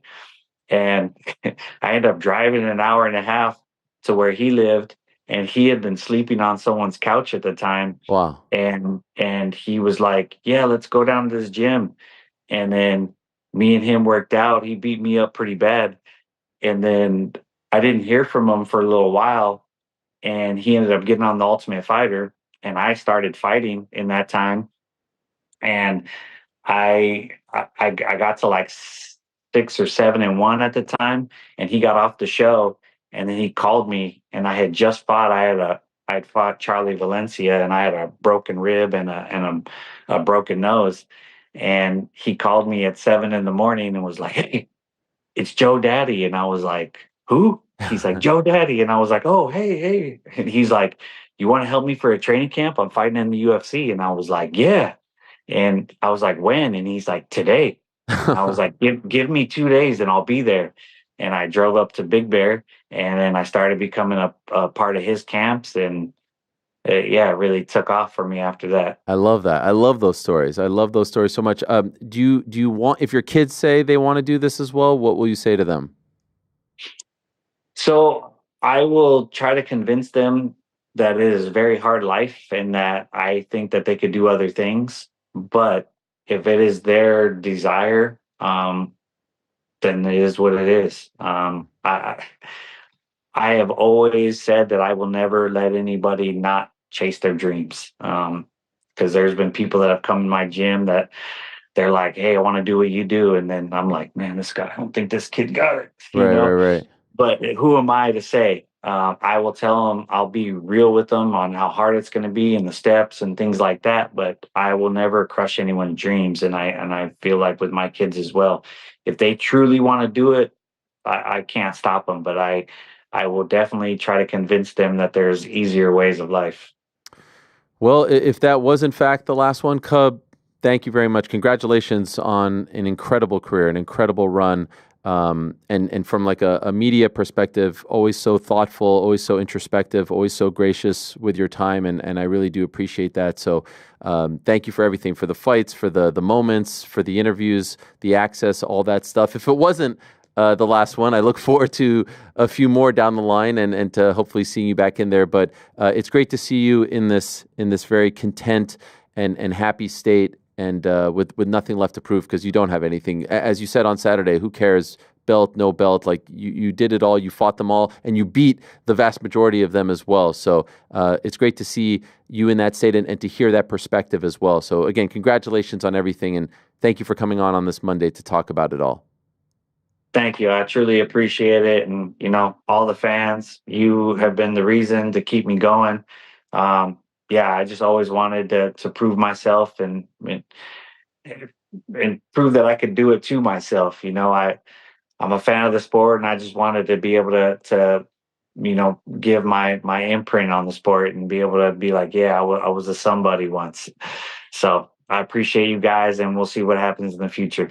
All right. Thank you, Cub. Happy holidays to you and your family. Thank you. You too. All right. There he is, the great Cub Swanson stopping by. Amazing stuff. Great chat, incredible fighter, and again, I read it at the beginning, but worth repeating: wins over Dustin Poirier, Charles Oliveira, Jeremy Stevens, Ross Pearson, Dennis Seaver, Tatsuya Kawajiri, Darren Elkins. Tied Max Holloway for most wins in UFC/WEC featherweight history with 20. 11 Fight Night bonuses. Brings him ahead of the great Max Holloway for most Fight Night bonuses in featherweight history. And if you include WEC bonuses, it's 15 total. That's an incredible career. Obviously, his fight against Doo Ho Choi at UFC 206 is in the Hall of Fame, the UFC Hall of Fame, in their fight wing. Nothing left to prove, nothing left to do. But if he wants to come back, there's still obviously some fun fights left for him. Maybe against Patricio Pitbull at 145. Don't hate it. Another one we could. I think Pitbull will be looking for a faster track to the title, like Michael Chandler kind of had when. No, I know. As a fight, hey, you could do worse than that. Cub's never really been in a boring fight, and still looks decent. Like this win against Billy Q, this is a good win. Yeah, made his WEC debut back, would you believe it, in March of 2007, WEC 26 against Tommy Lee, not the drummer, but another Tommy Lee. Shout out. This is one of the reasons why I love MMA so much, though, is like you read those accolades, you look at that career, did not fight for a UFC championship, but like you don't have to have had an incredible career in MMA. And I don't know if that's the same for every sport. Kind of people are measured against their championships, but like you look at the names, like you think about Dustin Poirier, you think about Charles Oliveira, and you're like, this guy has beaten those guys. Like, that's what I love about MMA. You can just go down this rabbit hole. You go on Tapology or SureDog, and you can just find these moments in time where somebody was so damn good, but maybe never captured that UFC championship, but has a career worth celebrating because of the ups and the downs, the highs and the lows. It's not all just protecting that record in a way that I think boxing kind of doesn't have as many of these types of characters. I was just about to add that point. It's impossible to be the equivalent of Cub Swanson in boxing and be like, oh shit, and you beat this guy, that guy, and this guy, and you never fought for the belt or won the belt. You know what I mean? They're gone from the sport by that time. It doesn't exist. Yeah. If you get knocked down in your like 15th fight and by, they're like, you're a bum. It never was. I remember when he made his UFC debut on that Fox card after the WC merger, the first Fox card, JDS versus Kane against Ricardo Lamas, and that was like sort of the time period where the featherweights and the bantamweights were starting to come over, and it was just very exciting. In fact, Anthony Pettis tweeting today that today is the 14-year anniversary of the Showtime kick. 14 years. What? God damn. December 2010, Glendale, WEC 53. Are you kidding me? Crazy. Crazy. By the way, speaking of... Greatest knockout in MMA history, that wasn't a knockout. Yeah, I was just about to correct you. It wasn't a knockout. No, everybody's like, look at this knockout. All the clips I see of this resurfacing are like the craziest knockout of all time. It wasn't even a knockout. Greatest knockdown. Potentially, yeah. I mean, that for sure. That was a Wednesday night in Glendale. I think crazy. GC was in the lunch line. What was it? Second grade, 2010. How old are you in 2010? 10th grade. 10th grade, really? I guess December though. I would have been in 11th grade, junior in high school. Nah, the story's not as good. Wednesday night. Yeah, it was a Wednesday night. Yeah. You don't know about the Wednesday night WC cards. I was doing homework. I was already in bed. Tucked in, 9 o'clock sharp. You know what? I miss some of those Wednesday night cards. I wish they did Wednesday night cards. Wednesday, Thursdays. I wish they did Friday night cards.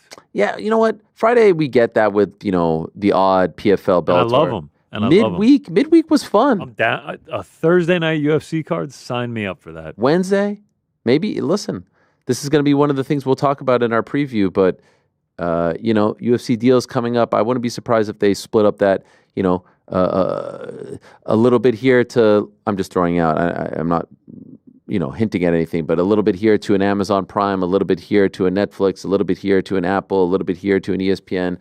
That may be the future. Yeah, hop off the Saturdays. I'd be so down for that. I don't know if they're hopping off the Saturdays, but it might be a bit of an Tuesday night pay-per-view card. Wow. These are horrible ideas. Tuesday night is a little bit weird. They've built this habit over all this time. They own Saturday nights, and now all of a sudden they're just like, hey, we're going to do it on Tuesday now. Perfect. Do they own Saturday They've got Contender Series on this. Is there a big thing? Is there a big thing on a Wednesday? Like, obviously, you don't want to go on Monday because of football.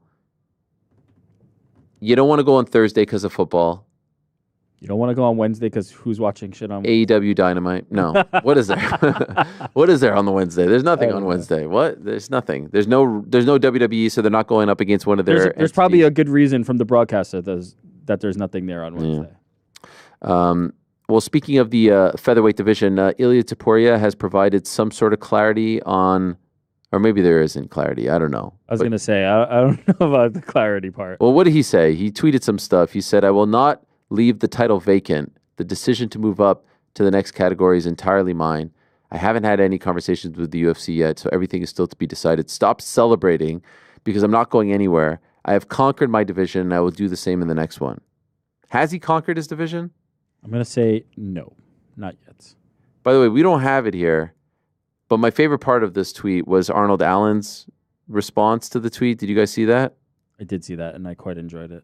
Arnold Allen responds. Wasn't it like... It was like, thought so. Yeah. Didn't think so. Yeah. That went over well. Oh, Arnold. But then he got shit for it, and he wrote, "I don't understand why everyone thought this was me talking smack. I literally just didn't think he was going to vacate." Which is fair because I think we all don't think he's going to. Oh, it's so good because it's like, "Oh, yeah? You didn't think so? What do you think? He's afraid of you?" And he's like, "No, I just didn't think." The tone and the tweet, though, like, didn't think so. If you know Arnold, you knew that he was just like responding very genuinely. That's how he talks shit. Yeah. Nah, he's got to fight. He's got to fight Volk again, and there's still some other guys. Oh, come on. Movsar. Not even close There's to a done big with the fight. featherweights. No. All right, well, there's some clarity. We were talking a little pro wrestling. Is there clarity? I still don't know. Nah, What's the clarity? I never thought that he was moving up and vacating to begin But with. now he's saying everyone was running with it. He's cleared out the division. He's gonna dominate the next one. But I don't know. He didn't put a time frame on it. I just don't get this. I don't know. What are we doing here? Did you guys watch Saturday night's main event? No. Did anyone watch Wait, the UFC main event? Because No. Colby and Joaquin Buckley? with Hulk Hogan there? With Hulk Hogan in attendance, walking out Saturday with a night's flag? main event was, let me tell you something, it was a vibe. They did a great job. I had to go to a Christmas party or some sort of holiday party on Saturday, and So you went to that one? I was Not the- nonplussed. Yes, I was didn't go to the nonplussed. other one. The way the chips, I had so many potential outs, and the chips just kept falling against me on this one. Oh, Jesse the Body, shout out. Jesse the Body showed up. Not only that, they did the retro. We can't show any of it. They did the retro intro. They had the retro music. They had the retro sign. They had the retro ramp with like the barricades. Jesse the Body shows up wearing a snakeskin jacket, the boa. They had the red, white, and blue ropes. They had the old school logo. Oh, the referees, as you can see, were wearing the old school outfit with the bow tie. This is pretty sick right here. Yo, it was amazing. It was absolutely amazing. And they didn't go to UBS, by the way. They were on Long Island. They went to Nassau Coliseum because that was the site of the first ever Saturday night's main event 39 years ago. They went to the decrepit Nassau Coliseum. Chill. I'm just saying, that's pretty damn cool. For those that don't know, Saturday night's main event was so great in the 80s and a little bit early 90s, but mainly in the 80s. I think it first started in 84, where it would be like once a quarter, instead of Saturday Night Live, in the Saturday Night Live slot at 11:30 Eastern would be Saturday night's main event on NBC, which was big in its own right because wrestling wasn't on broadcast television. And I tweeted about this over the weekend. I'm like 6-7 years old, obsessed with wrestling. I don't really understand this. There's no, there's no internet.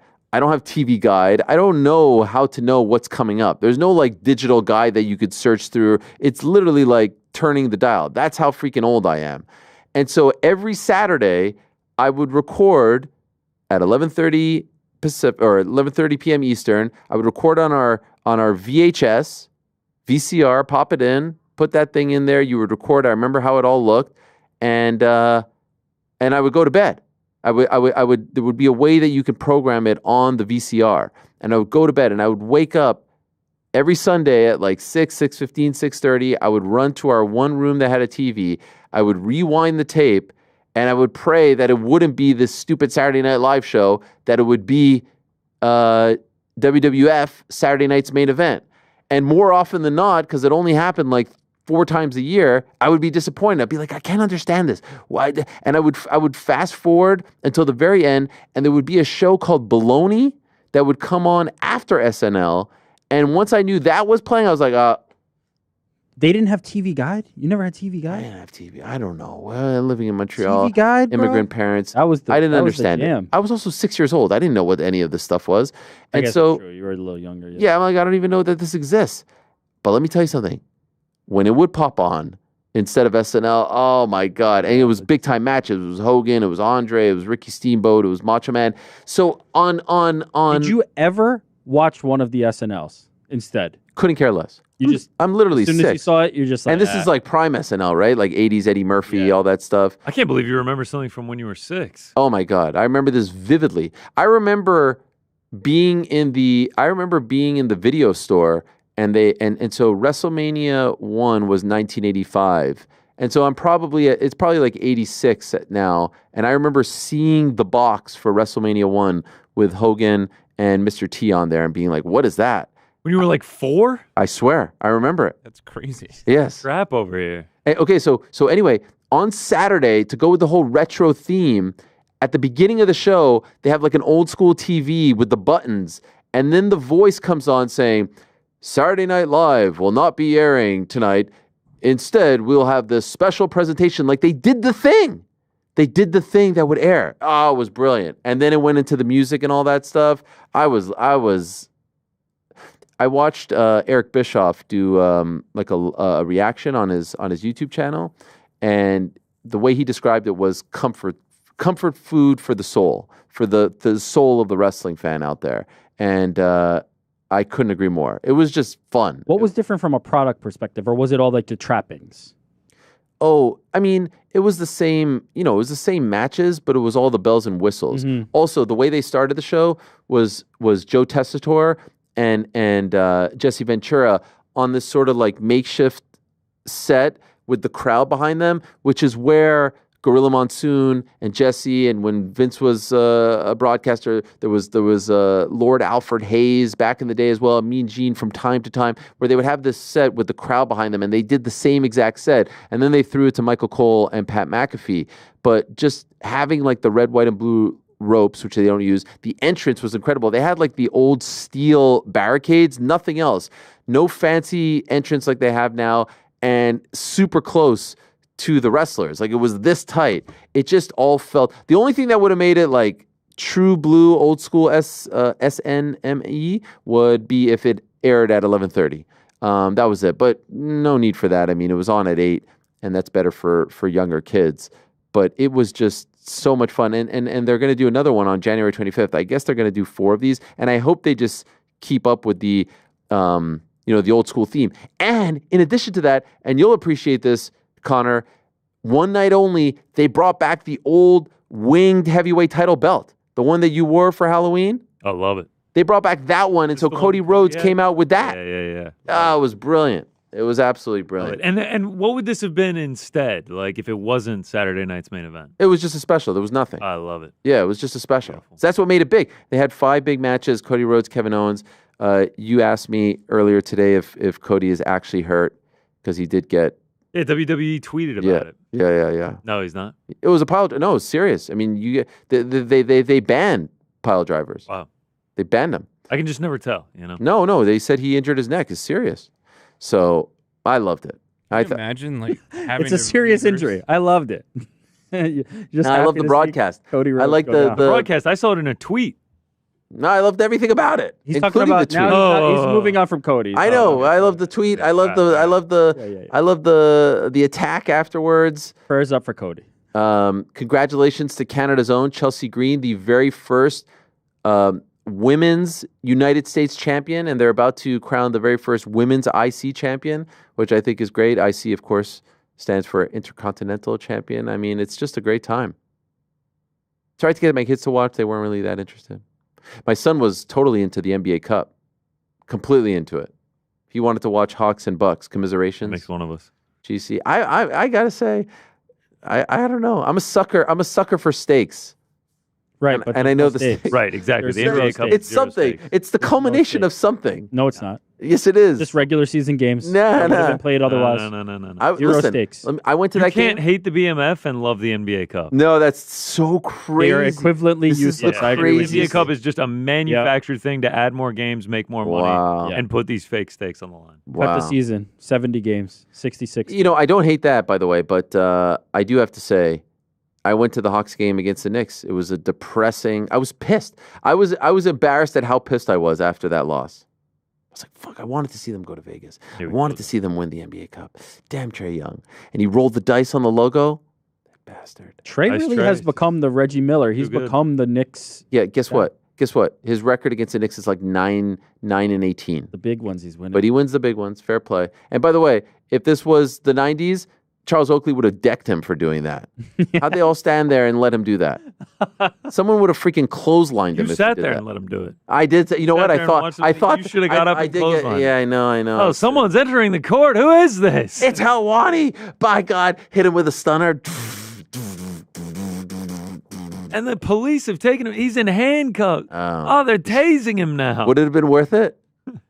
Yeah, No, absolutely. It would have been worth it for Absolutely. us. And from MSG, definitely The not. content would Oh, have the been content fantastic. would have been 10 out of 10. We would have needed a filler host for the Oh, next 2 my weeks while gosh. he worked out the lawsuits, but it would have been amazing. By the way, speaking of SNL, did you guys see that Jake Paul got mentioned on SNL? No. I did see that. He got mentioned by the great Chris Rock. I think this is a big deal. We have the quote right over here. He's doing his monologue, and Chris Rock says, "I hate Jake Paul. I got landlord hate for him." Let me see if I can imitate him. I got landlord hate for him. Was that good? No, let's keep that one in the It was back. just, we'll I pocket hate that him. for a bit. No? Okay. I hate him more than cocaine hates monogamy. Sheesh. Now, I sent this to Nikisa, and I was like, congrats. He's like, why congrats? I'm like, you're getting mentioned in a SNL monologue by Chris Rock. That's validation. That's big time. I know it's obviously not a positive mention, but I think it's a pretty big deal. He ain't mentioning other boxers and not feeling this sort of way about other boxers. If you've reached the point that everyone hates you that much, to the point where they're going to watch and hope that you get knocked out, hope that you fail because they are watching, that means you've made it. Floyd Mayweather went from pretty boy Floyd, people were sort of apathetic, to Money Mayweather, and everyone wanted to see him get his ass whooped. Isn't that also Jake Paul's brand? Like, Yeah, Jake Paul's brand is like, I'm knocking out your hero, Mike. Like, his whole thing is this. It's working. It's 100% working. Yeah. I just think you're getting mentioned by Chris Rock in a SNL you did it monologue. right. It's a big freaking deal. So I thought that was pretty cool. Jake Paul was named Promoter of the Year by the WBA. I'm sure everyone loves that. Jake Paul was? Yeah. On Friday at the Most Valuable Prospects event, they did you're a whole. right, you're right. They did a whole event. Frank was the only voter on that category. Oh yeah, they were showing him all kinds of love. Amanda Serrano too, well deserved. Yeah, it was quite the scene. Shout out to Tamara Tebow for winning her first pro fight, the Canadian Olympian, two-time Olympian, fighting 3-minute rounds as well. She looked very good. She's going to be a name. Remember that name. She and by the way, same weight class as your girl, Rick. Watch out, Olympian versus Olympian. Food. Nobody's touching my girl. Come on. You gonna watch the movie? The trailer looks great. I want. Yeah, of course. Have you seen the trailer? I have. Yes. I'm extremely interested. He's going to the midnight premiere. Oh, That was the thing. I mean, He's going to be lined up. I wish. Popcorn and Slurpee in hand. Oh But I will see the 11:59 showing. Like, sir, we're not There's doing the an big 11 o'clock Slurpee. show. Yeah. You're like, what? So we haven't done a midnight release in years. Can you We're please definitely not leave? doing one for this movie. Drinking Honestly, Slurpee. if I'm being real, I should have a private screening set up for me. I'm just saying, like, listen. I've been beating the drum. Like, You they should come 1000%. to me and find a way to privately screen this for me. Can I say something? I agree with you. Yeah. And I feel like I could sort this out. Listen, let's make it happen. I got you. But yes, I will watch. It does look good though. Have you guys seen the the trailer? Yeah, very well made. Yeah. Hollywood. She's got an incredible story. Like, 100%. whether you wherever you fall in the pound for pound or greatest woman, this like her actual story is incredible and worthy of a film. 100%. Just a couple more things that I wanted to bring up. By the way, did you guys see? Wait, how about can we rifle off some super chats as well? Oh, sure. Well, I'm not done. I mean, You're like, I got Just a couple asked more if you things. No, I do. Let me just play this. Let me just play this. Yeah, very end. Just remind me. And shout out to NordVPN. We love them as well. Yes. I gotta play this Drew McIntyre promo. Did you guys see this promo? Did you guys actually watch the promo? I did not. It's the promo of the year. I know you guys are haters. Close your eyes. This is him on the Busted Open holiday party. Busted Open, great show on SiriusXM, Fight Nation, their flagship wrestling show. Drew McIntyre, who's been phenomenal this year, the pride of Scotland, cuts this unbelievable promo. Tell me you watch this and don't feel some sort of way. Tell me you don't want to be emotionally invested in this guy. Here's Drew McIntyre. Shout out to Busted Open for this. An incredible moment, you know what? You'll see why I'm hesitant to call it a promo, but it's riveting. It's theater at its finest. Close your eyes, take a listen. I felt a few months ago I'd be really happy. I've always given to this industry, probably too much, and I never really feel like I got too much back, and I would be over the moon if I felt like people were following suit and it was going to be good for industry in the future. And to be completely honest, after Hell in the Cell, I went back home. A close family member died. I don't care about the staples in my head, all that shit. Like, I can get over injuries. I've showed up with broken bones. I never told the office and worked right through it. But I've never had true time at home ever in 17 years. I've only ever been home when there's a wrestling show. I've missed weddings, birthdays, some funerals I should have been at just for this industry. My mum passed. I went home for a couple of weeks. I was straight back at work. I never truly dealt with it. And then going home this time and spending real time with my family, I realized I might have made a mistake. I've given and given and given and given to this industry, and it's taken and taken and taken from my real family, and I'm trying to keep it together. I respect everybody sitting with me right now. But as much as we're on the road, we call each other family. That's a matter of convenience. I was with my real family, and when I was gone for that 3 months, I can count on pretty much one finger how many people checked in, like, how you doing, Drew? And it really opened my eyes. What's going on around here. I tried to stay away from the social media and the likes. Obviously, I'll be back ripping people, being myself, but I see things like someone cuts a 1 minute promo and that's the best promo of the year, or what have you done for me lately? The same old crap. And it occurred to me, like, why are we placating so much to the smart marks, to the internet fans?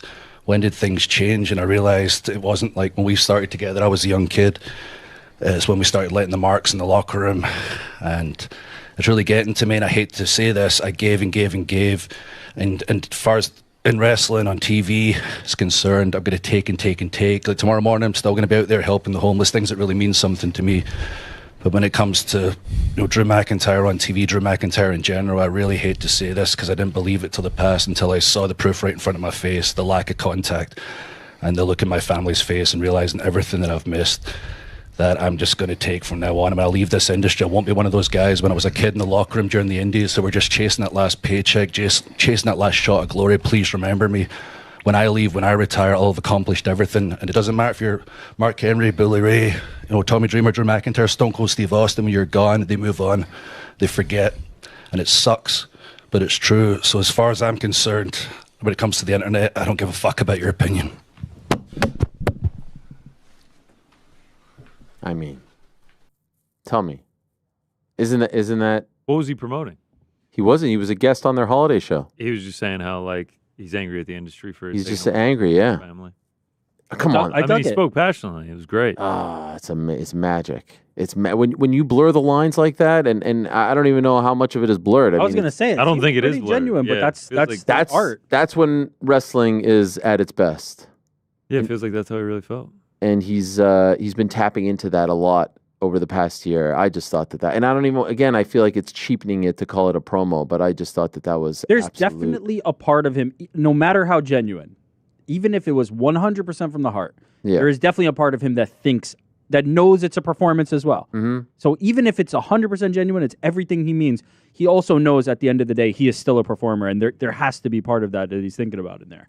But it was incredible. And he's tapping into that. You know what I mean? Yeah. That's what makes it so great. I love that. I love that when you start to wonder, like, how much of this is legit? How much of it is real? Is he really that upset? What does he do when he gets to the back there? That's the other thing. You know? What happens after that? Yeah. What does the office say about it? What does the brass say about that? But he's ever since he's gone to this dark place and has That's his character now. Yeah, It's like dark. Yeah, Okay. it's great. I remember there was didn't CM Punk get hurt and he did something where he's like, good. I wanted that to happen. I prayed for this. From Yes, then? yes. That's when it started? Okay. He said, I prayed for this, but it really... yeah, he did say that.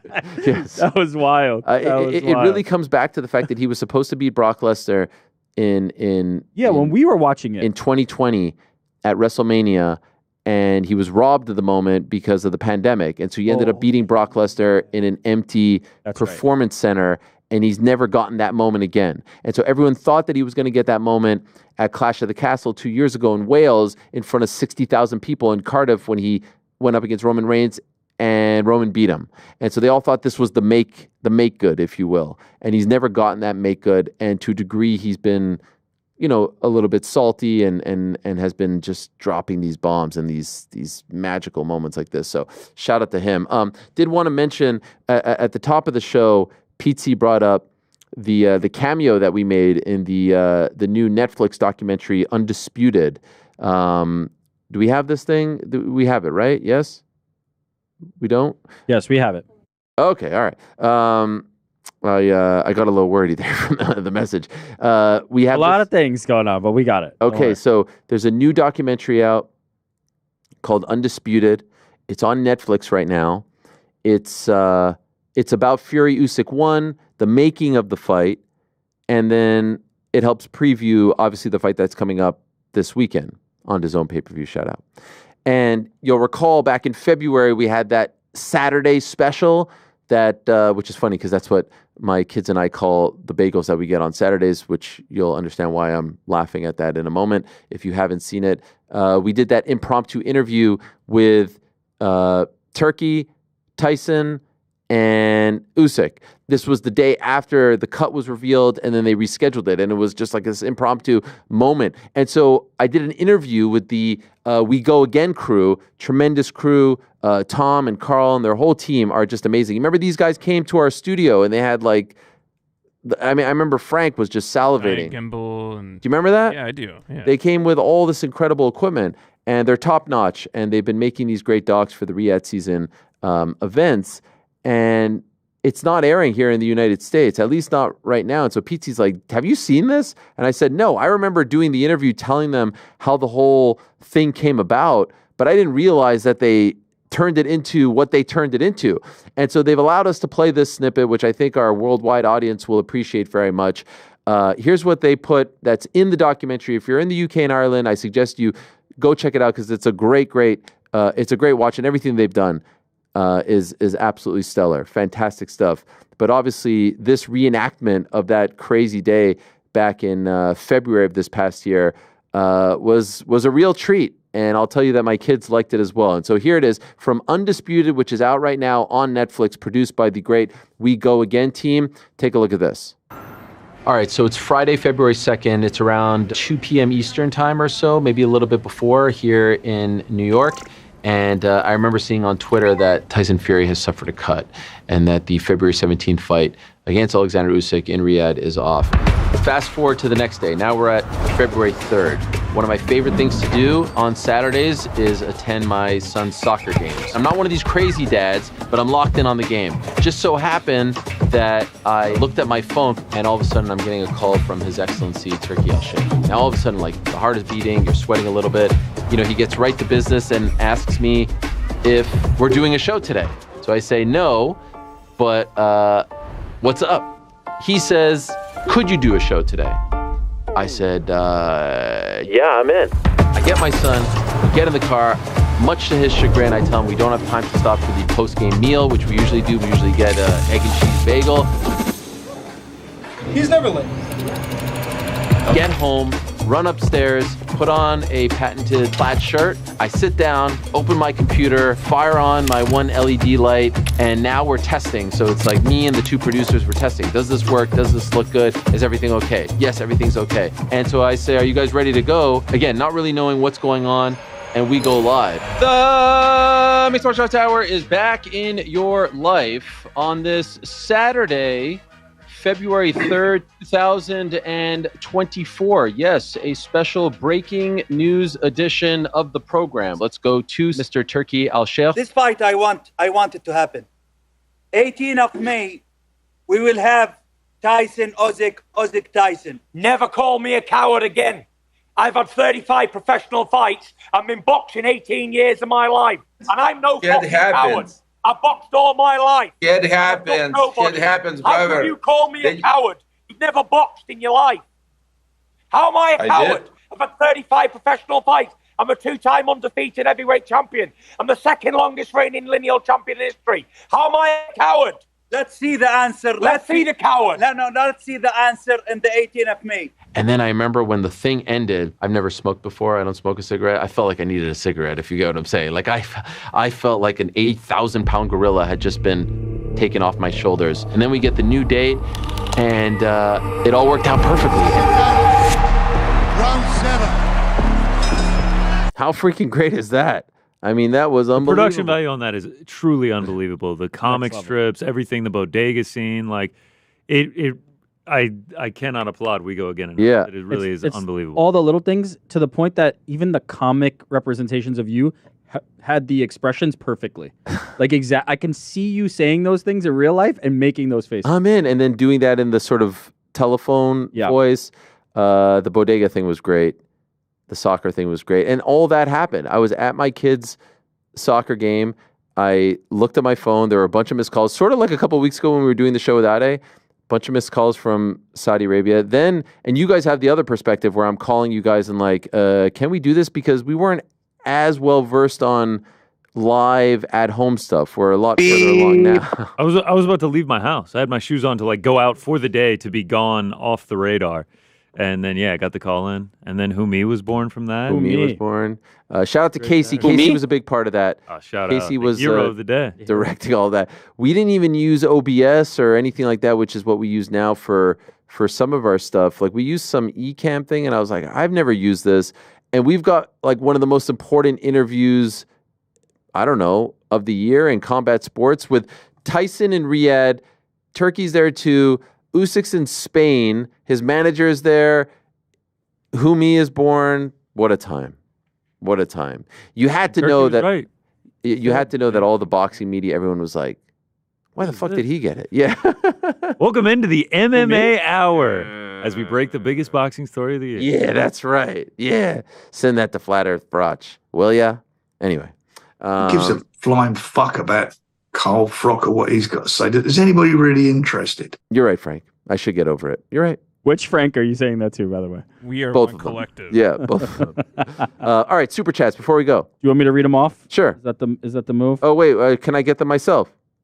It's going to be faster. All right. Burn. Somebody suggested, Reza suggesting Colby needs to go full liberal, reinvent himself, start calling himself non-binary and grow his hair out. Vince McMahon. Okay, I found them. I found them. Switch the character. I found them. Some we read, though. Come on. Yeah, I know. Of course. What do you mean some we read? I'm the one who read them. The ones with emojis are the ones. All right. I'm leaving it to you. You know what? Go ahead. Super chat Helwani here. Go ahead. Okay. All you. Okay, well, you mentioned Cejudo. That's from Ryan. We already read that one. I'm saying shout out to Ryan. Yeah, we already read that one. But you know. Jason, just want to shout out PT for a great GFL chat on the crack. Also, Go Bills. It was a great chat. It was a great chat on Friday. Great insight from Ben Folks and Chuck Mindenhall as well. Brett says Cub Swanson versus Dominic Cruz double retirement fight. Different weight classes, but sure, I'm down.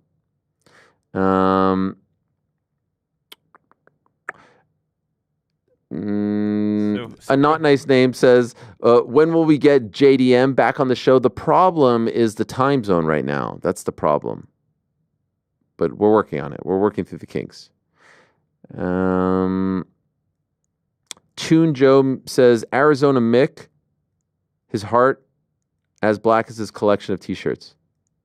Never satisfied. The best part is, or whatever his name is. Yeah, he is. Okay, all right. This was when I was poo-pooing Imavov and others. Which, by the way, Arizona Mick. Oh, I get it now. Let the record New York show. Rick. No, I like the fight. It's just fun. Yeah, all right. And finally, from the legend, I don't think he's ever contributed, Salwani Steakhouse. I love Salwani Steakhouse. He's my guy. Shout out to BC. Do you think Conor and Khabib will be in attendance for the Paul Hughes versus Usman fight? I think Khabib will. I'd be surprised if Conor will. Conor doesn't train with Paul Hughes, so I think that might be a stretch. But Khabib obviously trains Usman. I mean, that's going to be a crazy 7-day stretch for Khabib with Umar, with Islam, and then with Usman fighting a week later. So smart money would say Khabib, yes, Conor, no. Let's also shout out Rogi, a Pop PL, for becoming a Helwani, and Sterling for becoming a Helwani. Shout out to you guys.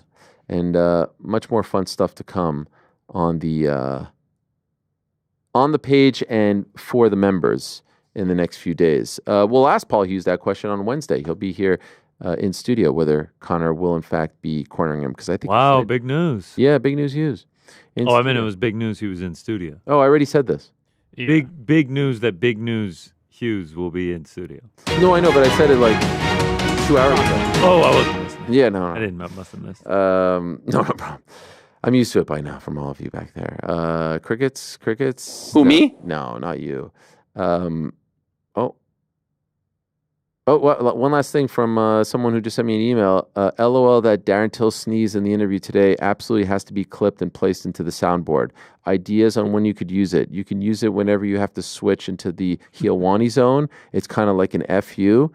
Can I just say? Yes. We're closing submissions for you actually like that. These are most of these are horrible ideas. You could give people who start BS with you a big Darren Till sneeze. Well, it wasn't him who sneezed. It was. Yeah, it was. I also like the stop chatting shit. Super chat is the email to you. Oh yeah, this guy goes straight to me. Yeah. Nice. Veto and submissions are now officially closed. But honestly, I don't think they were ever open. Yeah, they were never open. That's true. By the way, People have really taken it upon themselves. The best part of that moment was her saying, "For fuck's sake, Darren." Yes, that was the best part. Now that I could be convinced, but even that, I'm like, I like the borderline. for fuck's sake, Darren. Borderline. The sneeze is just useless, random. Yeah, it doesn't work. Yeah. All right. We don't care. There we go. Okay, thank you.